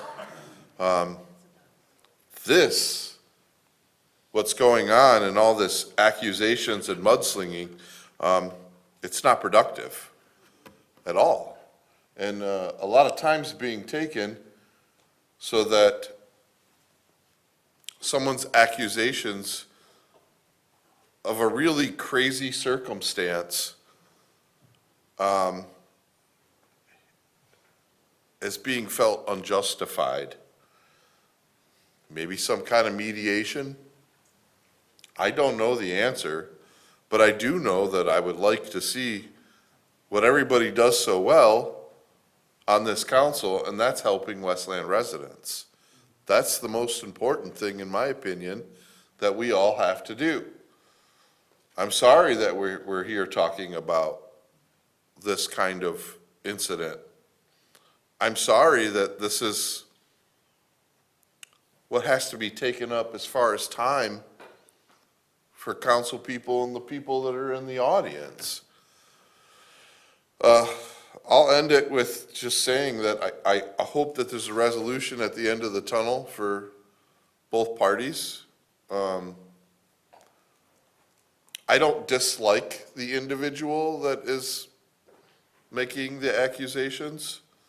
I don't dislike Ms. Sampe. I like both of them, and I just really hope that they can come to a resolution on it. But I'm with you. Thank you, Mr. Hopkins. Thank you. Time's up. On my left. Yes, ma'am.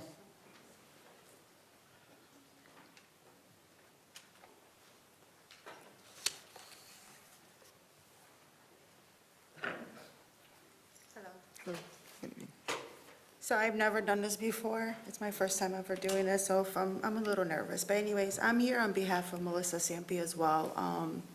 The fact of the matter that I see her, I'm a part of the Facebook group as well. That's what I'm talking about as well. But the matter is, to me, I've known her personally, and I've known her for quite a while now. And for me to see her being bullied like this really is not fair. My name is Donna, and I'm sorry, I should have said that in the beginning. My name is Donna, and I'm a resident for over 10 years. My parents also been residents here for more than 20 years. Melissa has been there for my parents when we had concerns regarding trash bins or maybe some citations with neighbors or whatever. She always came out of her way to go help my parents out. Even went out of her way to help my dad when he had open heart surgery, came, knocked on their door, check on them, see how they're doing. Another thing I want to point out about Melissa is I needed some help with a family member that lived in the area a few years back who was struggling really, really bad financially. He was a single dad with 5 kids, and they weren't able to afford a Christmas. Their electric bill, their gas bill was being shut off. She had no problem to say, I only talked to her as a person who lives in Westland and a friend. She had absolutely no problem saying, hey, I can gather some friends and we can make this work for them. Within a month, not just friends and her family, but the kids, my own kid and her kid with their friends from high school all gathered and put together stuff, and she's just always there to help anyone in need.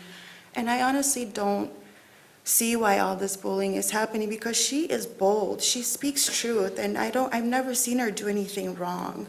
And that's all I wanted to say on my behalf towards her. Thank you. Thank you, ma'am.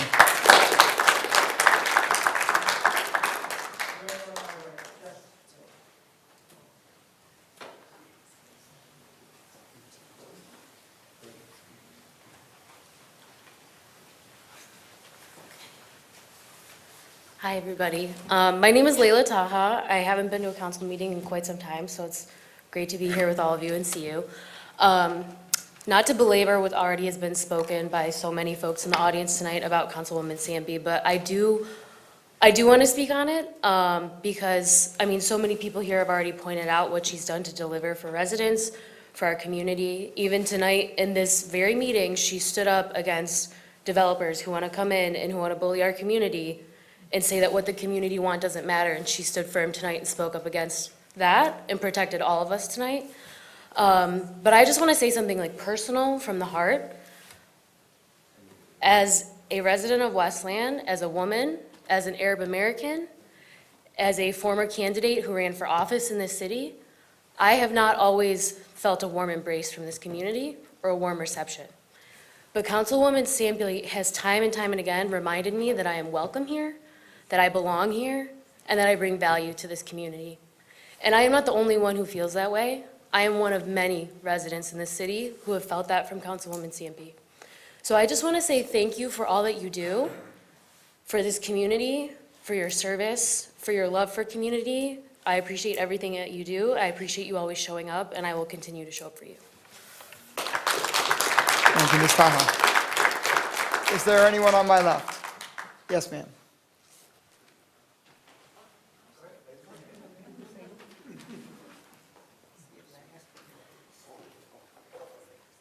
Hello, everybody.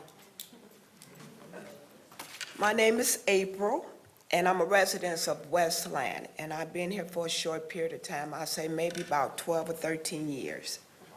And I'm here tonight to support Councilwoman Melissa. I've been sitting back and I've been listening over the past years, and I saw what's been happening to her and her family. I don't usually say a lot, but it's beginning to get more personal than politics. So I feel like no one should be hassled or bullied and have their family dragged. I believe Melissa should not resign. She shows up, she speaks up for her community, and she asks questions. She asks questions that someone might want to ask but don't ask. And she is what we need, she is what we want. The people who want her to resign don't speak for all of us. I support Melissa. Good job, Melissa. Keep up the good work. Thank you. Thank you, ma'am.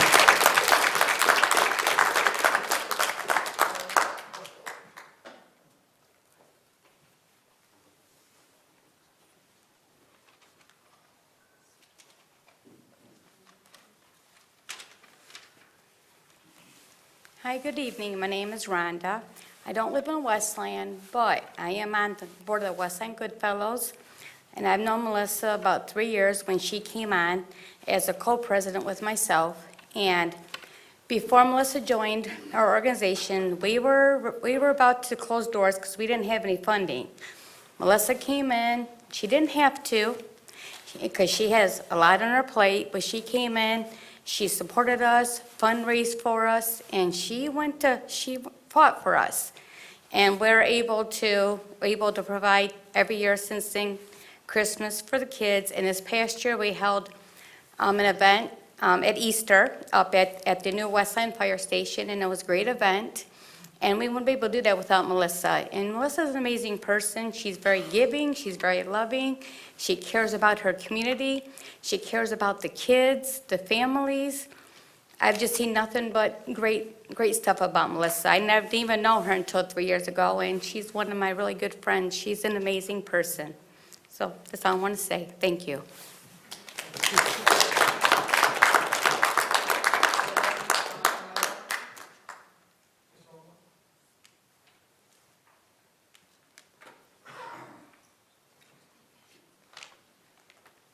Good evening, council. Good evening, residents.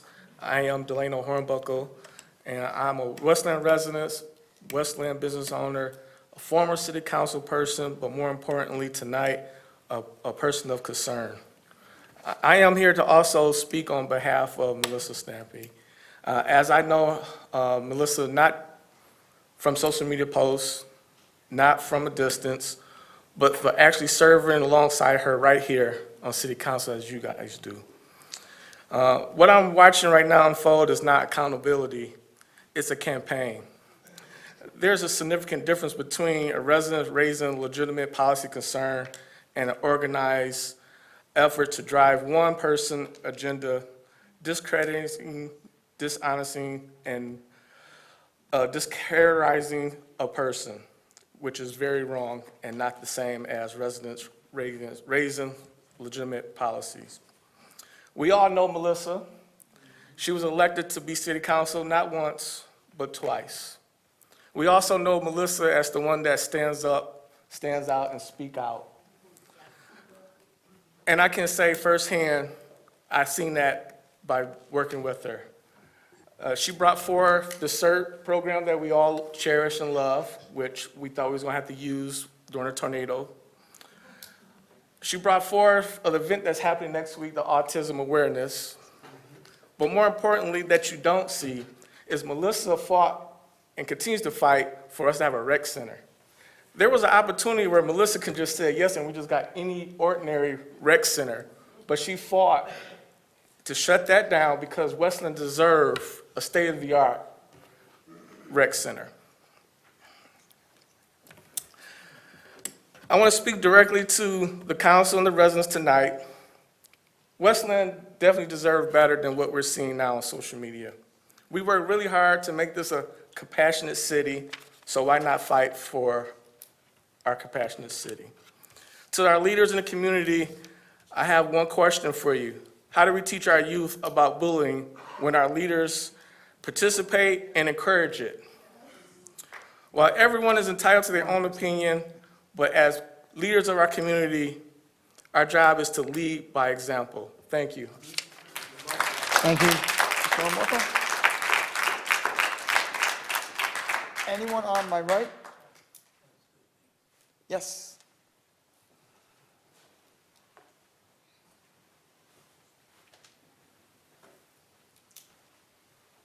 Hello. Good evening. I've spoke, I believe, to maybe a couple of you. My name is Corey. I'm a more recent resident of Westland.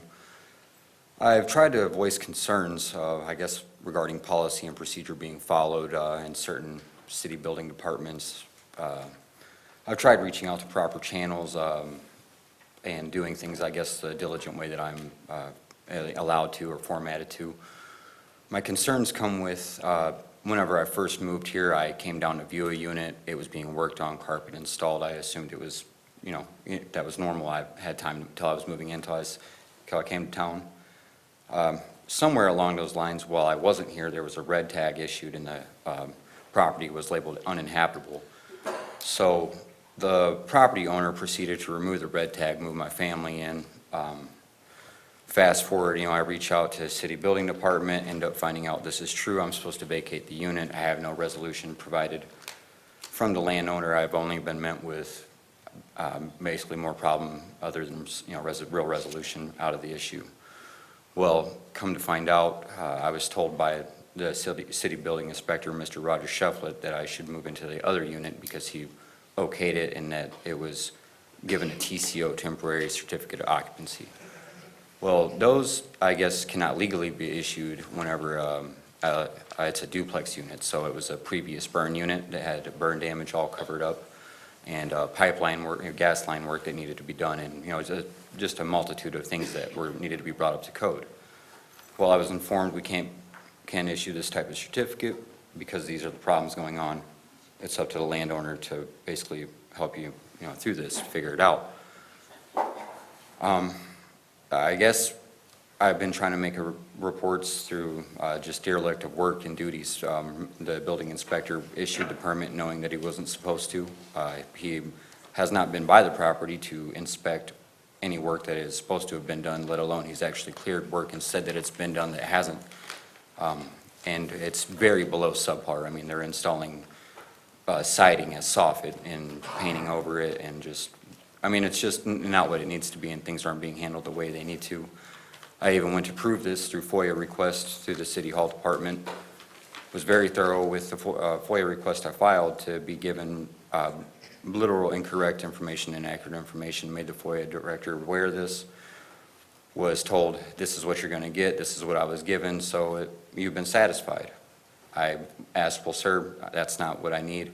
How do I go ahead and get the information that I actually asked for and that I would need? He says, you got to go ahead and file a complaint through the mayor's office. I've been trying to actually get a hold of you since December to talk about any issues, but I've only been given... Thank you. Unfortunately, your time is up, but we can stay afterwards and chat if you'd like. You do have 3 minutes, unfortunately, but I'll stay after and chat with you. Yeah, okay, thank you. You're welcome. Yeah, we'll get it after. Yep. Thank you, Councilwoman. Anyone on my left? Anyone on my right? Yes, ma'am.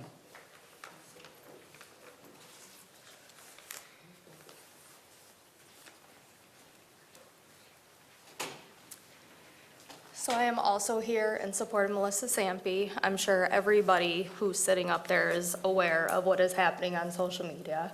I'm also, along with a lot of other residents, are aware of the silence from certain members. You know, we teach our kids, if you see something, you say something. We're adults. We should all be following that. You cannot like someone personally, but the campaign that has been set out is absolutely crazy. And like I said, the fact that some of you are sitting up here and have said nothing or addressed it, silence speaks volumes, and the residents have taken note. So that's all I have to say. I'm in support of you. Thank you, ma'am.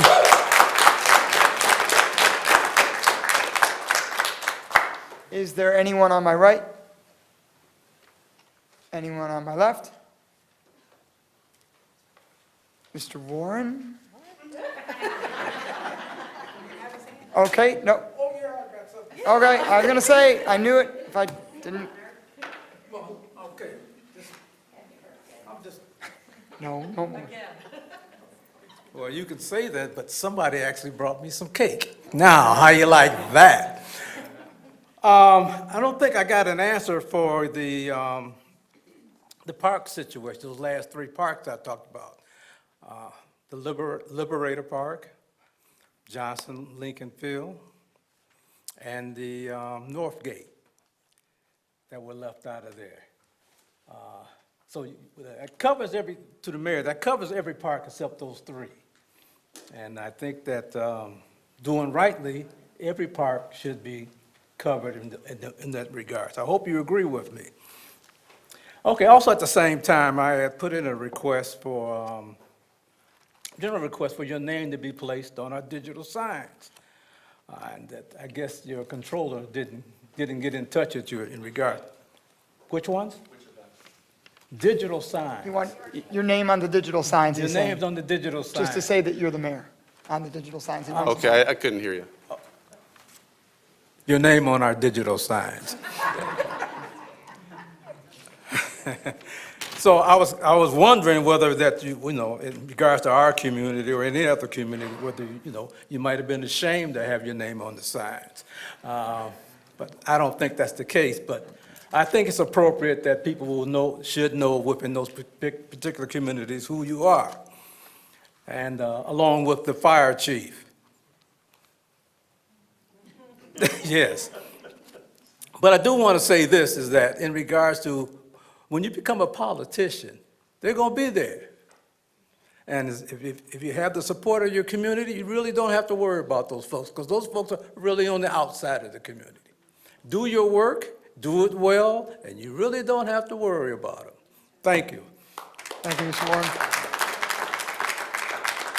Anyone else in the audience?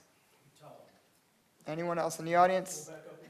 Okay, seeing and hearing none, we will close public comment and move on to comments on the administration. And Mr. Warren, Director Mulligan did mention that, but we'll come up and talk to you about those parks afterwards. Mayor? He did mention it. Thank you, City Council. Thank you, Council President. Thank you, everybody in the audience tonight. Certainly a lot of speakers, and this is definitely the place to do it. As was discussed, there's a lot that gets said online, but if you really want your voice to be heard, right here at City Hall or talking to me directly or any of your elected officials directly is the best place to do it. I won't comment on any legal matters involving members of the City Council and private citizens. I understand there was a court ruling recently, and I'm not going to get into any personal issues that council members may have with members of the public. I don't think that'd be appropriate. Mr. Warren, I'm definitely very proud to have my name on a sign as Westland's mayor. I think we're a community that's making great progress. We have a lot of wonderful citizens, a lot of great people who live here, great elected officials, great staff, great police and firefighters.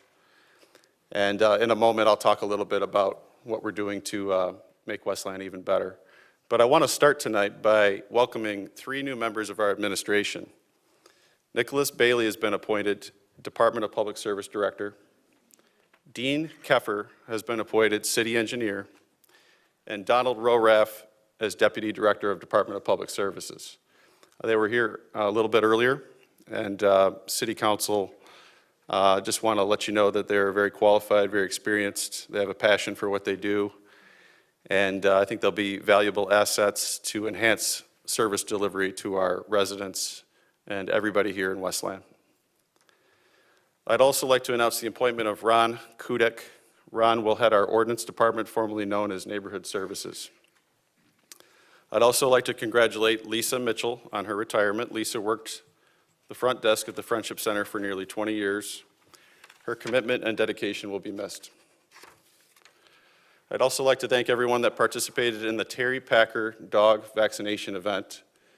And thank you everyone that joined us on our first annual Easter egg hunt, which actually took place at Mike Modano Ice Arena because of the rain. I stopped by. The kids were having a blast, and the families there all really enjoyed the event. So I want to thank our Parks and Recreation Department for putting that on and doing a great job. On April 1st, I submitted the proposed comprehensive $91.6 million balanced budget for the fiscal year 26-27. The proposed budget strengthens the city's commitment to fiscal responsibility, community investment, and long-term sustainability.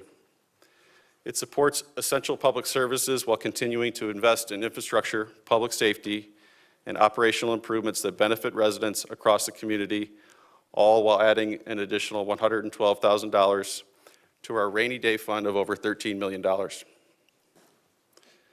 It includes a millage rate reduction, easing the burden on taxpayers. The city proposes a reduction in the overall millage rate from 18.87 mils to 18.71 mils. This decrease reflects the application of a Headley rollback factor and continues the city's effort to provide tax relief while maintaining core municipal services. It includes $10 million in grant revenue from federal, state, and local sources. These funds include support for programs such as the construction of the new Fire Station 4, SAFER grants, JAG grants, youth assistant grants, police-related grants, helping strengthen emergency response times, other law enforcement initiatives, and community services. This budget includes new investments in building and planning departments, water and sewer, and public services, additional staff for the Department of Innovation and Technology. It also includes a capital improvement plan of nearly $18 million in investments for police vehicles, fire engines, rescue vehicles, fire equipment, police equipment, fire station upgrades, park improvements, senior center improvements, historic village upgrades, IT enhancements, and other public safety improvements. It includes the rebuilding and reconstruction of our Fire Station number 4. Fire Station 4 is located in the southwest portion of our city, near Newburgh and Palmer Roads. It was originally built in 1972. It served our community for 54 years. We plan to close that facility upon the construction of our new Fire Station 4. The total construction cost, City Council, should be between $6 to $7 million. So far, our administration, along with our legislative partners in Lansing and Washington, have secured a $3.5 million state funding grant, $2 million in federal funding, and we're going to be asking our local development finance authority possibly for additional funding to make up the difference. But I'm very excited about this project and working with City Council on it, and of course our fire chief and fire department. This budget includes a 6-year capital improvement plan for roads totaling approximately $70 million for 87 major and local road projects, with additional road money from the state of Michigan available to cities. We're going to see over $3 million in additional road funding annually. And so I look forward to working with City Council and our Department of Public Service to identify neighborhood streets that need important repairs, sidewalk gaps that will continue to fill, making our city more accessible and safer for drivers and pedestrians. I could go on and on about the budget. I'll continue to talk more about it through other avenues. I don't want to take up everybody's time tonight. But looking ahead, the proposed budget reflects the city's continued commitment to responsible financial planning and targeted investment in services and infrastructure that residents, business owners, and anybody who travels through our city relies on. And so again, I'm excited to move the city forward, making big improvements this year in many different areas, and of course, working with City Council to do that. That's all I have tonight. Thank you. Have a great evening. Thank you, Mayor Coleman. Anything from the city attorney's office this evening? Good evening. Good to be with you all. And no, I don't have any comments. I hope everybody had a good Easter. Great. Thank you, Attorney Gusco. We will now start council comments this evening with Councilman Sullivan. Lovely. Thank you. First I just wanted to wish everyone a happy Easter. Hopefully everyone enjoyed time with your families. Those that had a break from school, hopefully you were able to enjoy yourself over the past week. And as my wife and I learned today, it's back to business. So everything piles up when you get to take a week off. But hopefully everyone was able to enjoy themselves over the past week and for Easter. Secondly, I wanted to just briefly plug the Relay for Life of Westland, Western Wayne Counties, having a music bingo night on April 14th. That's next Tuesday. It's doors open at 6:30, games begin at 7. It is over at the Bova Hall on Hicks Road. I plan to be there and hope to see a lot of you there. It's a great cause, and music bingo is always a lot of fun. So hopefully I can see some of you there for that event. Third thing I wanted to announce was the Youth Assistance Program for Westland's Youth Recognition Dinner is taking place on April 22nd at 6 p.m.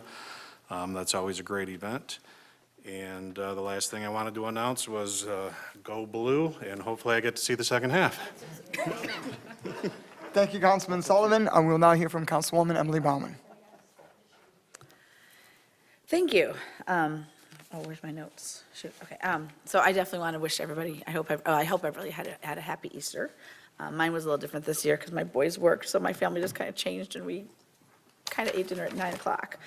So that was very different, but I guess that's what happens when your kids get older and you don't have your kids anymore. So anyway, they're bigger. I did want to I'm gonna, I know it was a big vote that we had today, and I know it was a big deal, and I'm not going to belabor what we talked about, but I just, it is important that we always make sure that we are following what our ordinances allow us to do or allow us not to do. I mean, that is a critical piece, and as public servants, we can only do that. So I know that sometimes people will share emotional things that they have thoughts, but then if we can't actually put the ordinance part, we can't put something behind it, then, we can't do by feeling. So that, I just want to kind of say that, and as much as I would love to be able to help people by their feelings, I know that there are limitations by the law, whether it be the state or local laws and things like that. And as everyone knows, I support local control, so we're going there. And I also support private property rights. So I think it's a tough balance when you do that. I just want to kind of put that. I do want to make mention that Inspire Theater is getting ready to do another show. It's called No Stone Unturned. And I know there are auditions tomorrow night, so I don't think anyone's going to be able to, this won't make it out, probably people won't see that. But they do have auditions for the new performance. So if you're here and you hear about it, and you're interested in stepping into the thespian, is that the right word? Thespian world? I always forget that. Then, what, actor world. Go to Inspire Theater between 6 and 8 tomorrow night. You have to go online and just tell them you're coming. But if you ever want to do that, No Stone Unturned, and as I understand it, it's a fairly new play done by a local, one of the local, put together by a local person, Len. And that would be it. I think that's all I have, though. So thank you, and we will see you in a couple weeks. Thank you, Councilwoman Baumann. We will now hear from Councilwoman Martin. Hi there, go blue. That's it? No. I wanted to start, and I'll end with that, too. I wanted to thank Congresswoman Rashida Tlaib for giving us the $2 million. I'd like to thank the state and the feds for helping our city along with the fire station and the roads. I have a non-paved road. Can we talk about that, maybe? Anyway, that's all. Go blue. Okay, thank you, Councilwoman Martin. We will now hear from Councilwoman Rakowski. Thank you, Council President. Go blue. Or you can go blue for Michigan tonight, or you can go blue for autism. So I work at Adams, as everybody knows, and I just wanted to say thank you to one of my colleagues, our ASD teacher, Mr. Cornish, who gave all of the staff a pin, so we get to represent our ASD students all month. I try to do it all year on my lanyard. And we're also going to be celebrating the uniqueness of these individuals every Tuesday in our school. But one of the things that he's doing to educate all of us is to highlight stories of these exceptional people, and sometimes they're exceptional families that are doing things to make sure that they have exceptional lives beyond their school years. So there's a car wash in Parkland, Florida, and it reminds me of the Anastasia's Kitchen that's pretty nearby, right? So the Rising Tide Car Wash, the family had children that were diagnosed with autism spectrum disorder, and they went full steam ahead into planning a business that their children could be a part of with a very structured life, so that their children could have a livelihood.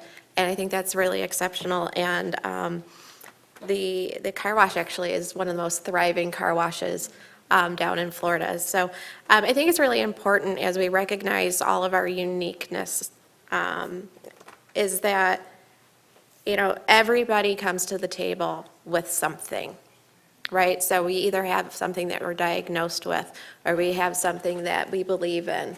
Some of us believe in things that other people would rather laugh at, right? Some people believe in causes, and, you know, that council members want to put on a bingo card, like when Mike says DTE, it's on my bingo card. I know he's going to talk about it, right? He believes in it. He wants to stand up and talk about it, and that's wonderful.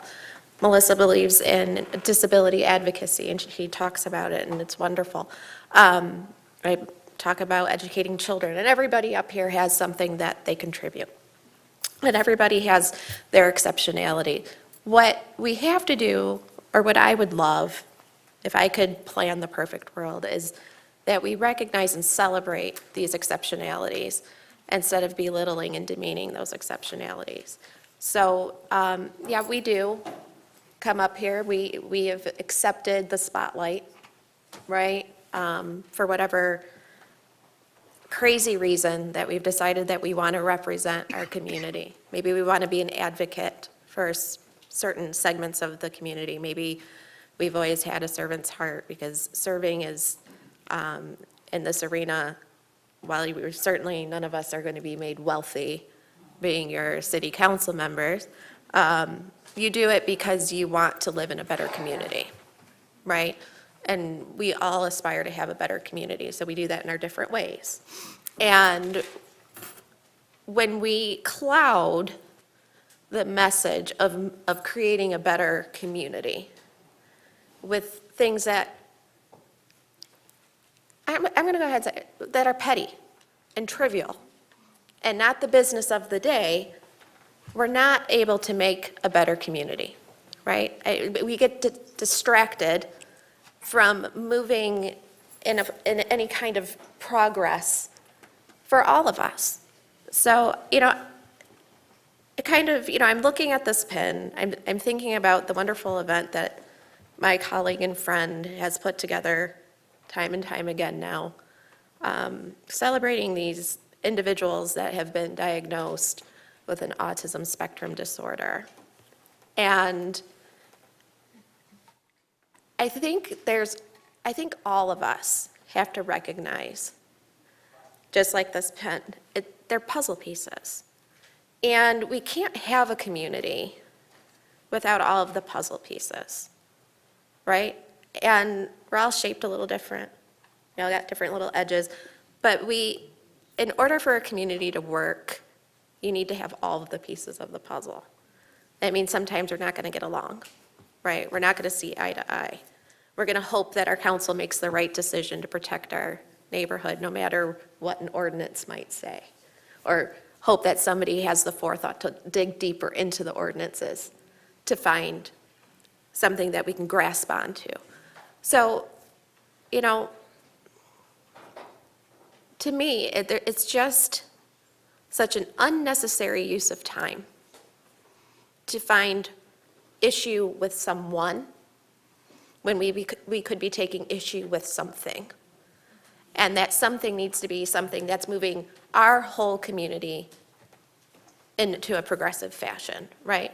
Recreation, mental health, women's rights, the arts, whatever it may be. So I would just really like for us all to spend some time, instead of belittling one another, find a cause that you're passionate about and put like a quarter of that energy towards something you're passionate about and see what kind of difference you could make in your community or your life. So that's what I'm going to ask everybody to do. Let's all find something that we're passionate about, that's positive, and put our energy there and see what kind of wonderful world we could have together if we all just let the puzzle pieces connect. Okay, well, that's all I have to say. That's your teacher moment for April.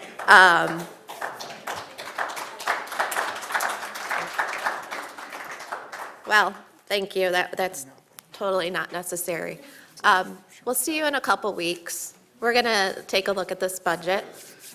April's always a fun time here at City Council. So I hope you guys will come to the study sessions. It's an opportunity to be heard, opportunity to understand how the budget kind of works, what goes into figuring out who gets what dollar in your different departments, why you may or may not have a rec center at any given time, or why are we only doing the sidewalk here? Well, this would be the opportunity to kind of get that information. So we'll see you in a couple weeks.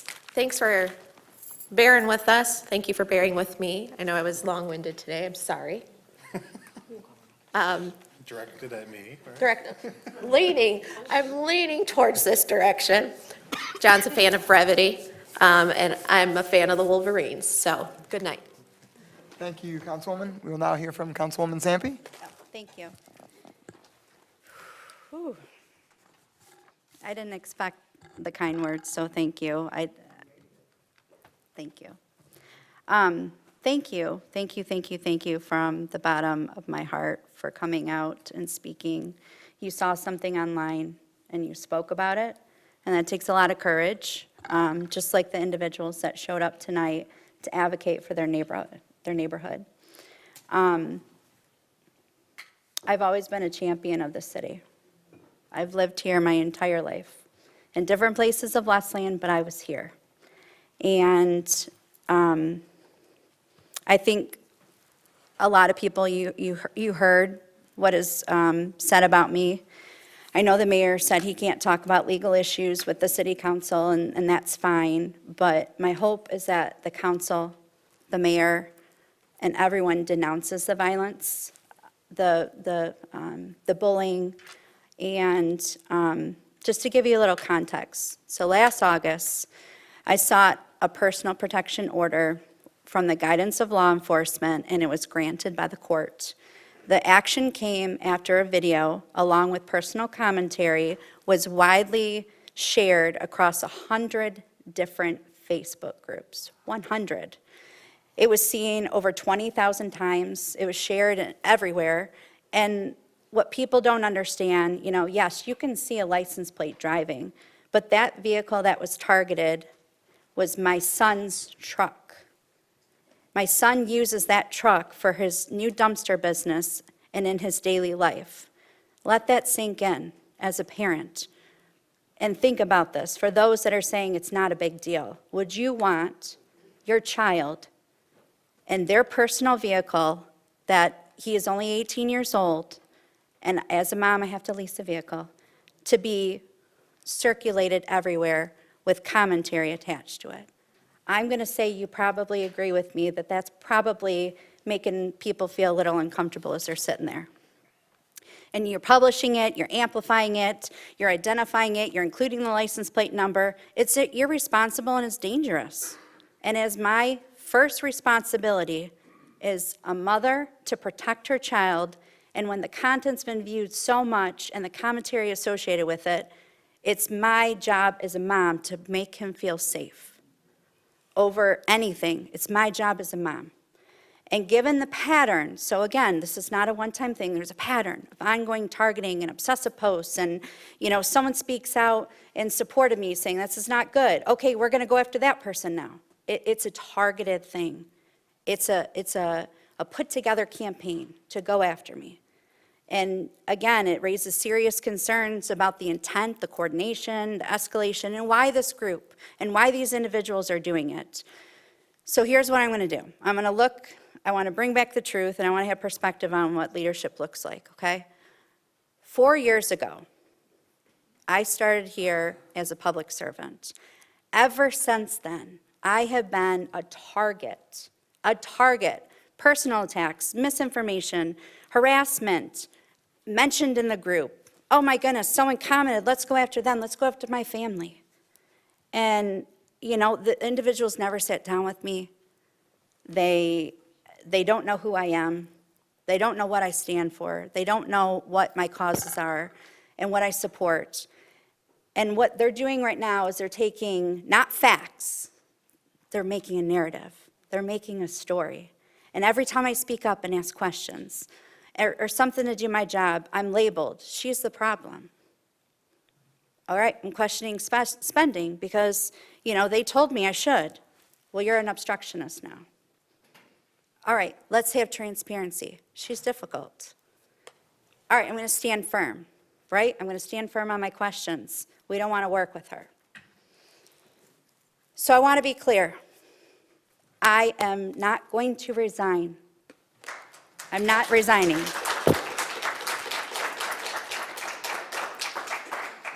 There may be certain people that want me to resign. There's probably people on the council, there's the mayor or administration, whoever. I am not resigning. I was elected to serve you. I was elected to stand up for you. I was elected in 21, I was elected in 23, and small groups of critics and individuals that don't even live in the city, they don't even live here anymore, decided that they're gonna go after me. They're gonna go after my family. They're gonna go after what I stand for. And the thing is I was placed in a box. I was not judged on my actions. I was actually judged on assumptions. Assumptions of who brought me into politics and what they stand for. Individuals that I don't even talk to anymore.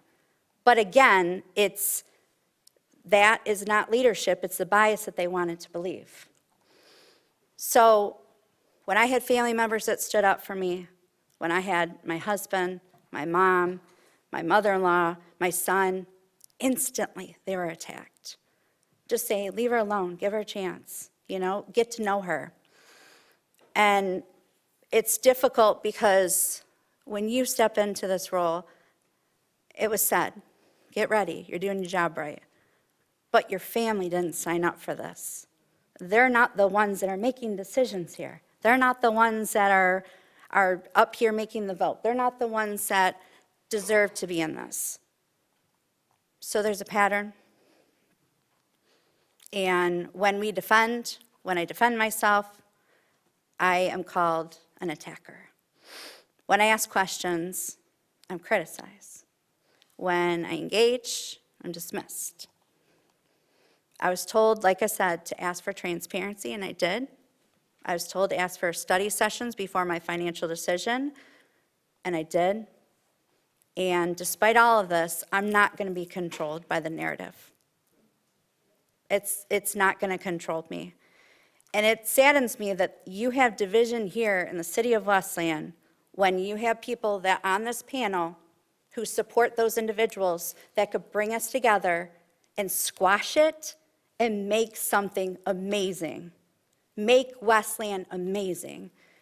And it blows my mind that the individuals on this panel who support them won't say, listen, I'm on the panel and she's got a heart, let's make this happen.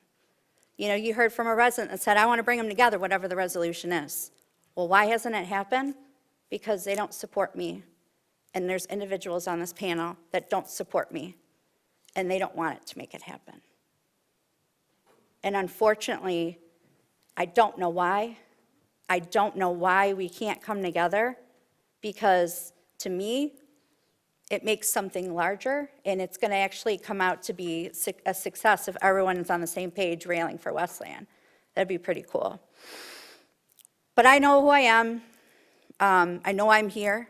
I know why you guys want me here, and I know the community well, and I'll continue to stand firmly and unapologetically and with integrity for this community. And with that being said, I'm just going to say a few more things. I want to thank the fire department because you, despite the administration not wanting to support the Easter event, and they wanted me to cancel, we had 395 kids registered, and we had an amazing event at the fire department. So thank you so much. That means a lot to the kids of Westland. I've never seen so many smiles. We offered food, and everything was free. And then I want to wish Councilwoman Rakowski a happy belated birthday. And again, I just want to encourage my colleagues to please denounce the violence because we're better together. Thank you. Thank you. Council President, Yes, I was named in her comments. we really want to have a back and forth right now. Yeah, I was named in her comments, and she lied about the Easter egg event. So we did support that event. The fire chief supported it. I supported it. The city supported it. So I don't encourage you to be dishonest. And Hold on, you're right. also, I didn't call on you to resign, which you did suggest in your comments as well. So I did not say I just want to let the public know that she's being disingenuous. Stop. She's being disingenuous, and she knows it. Okay. Yep. I'm We're going to have call out one the person BS. speak at a time, Okay. please. Hold on, everybody. I'm hold going to on. comment that. One person speak at a Mayor, time. you are The absolutely BS right. will be called out, Councilwoman. Wow. Mayor, Okay. Mayor. Mayor, Here we go. Councilwoman, Here we go, sir. stop. Here we go, sir. I'm going to retract that statement. You did not. I will give you credit for that. You did not say no. Actually, it came from your deputy mayor who said, absolutely not, you cannot do it. When I asked you, you said, okay, yes, I will work on it. So, no, and I apologize for saying just you. That was deceptive the way you worded that, so it had to be Okay, called out. all right, we're not having a back and forth here. It's not back and forth time. Okay, I Person at a can- time. Please. Thank you.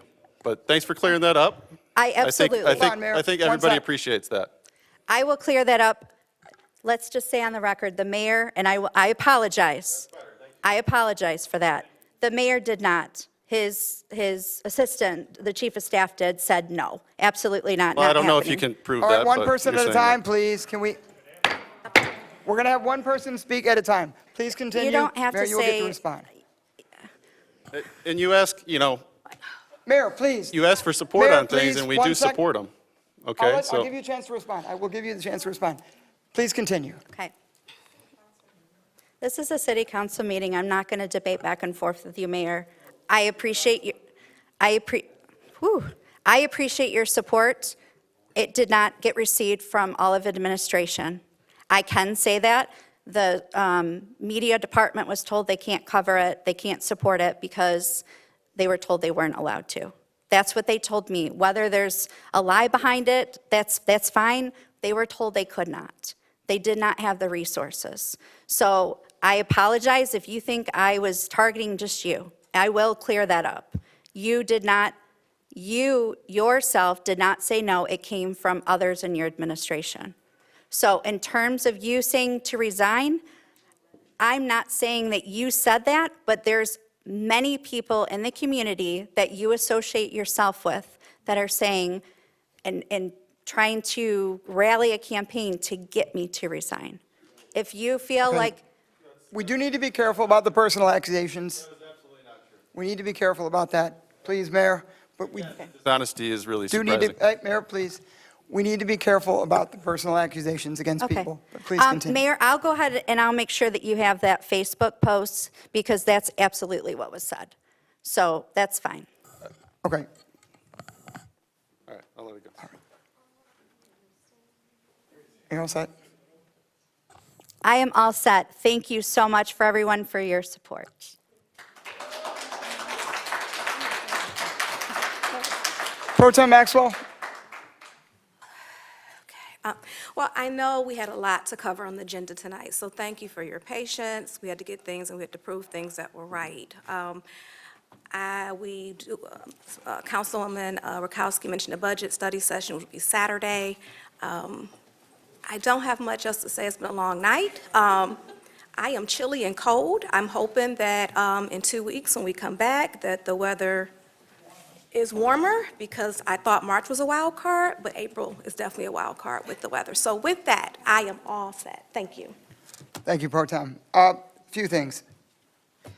Number one, per our own policies and procedures, we have one person speaking at a time, whether it's someone up here, someone in the audience, a resident addressing someone.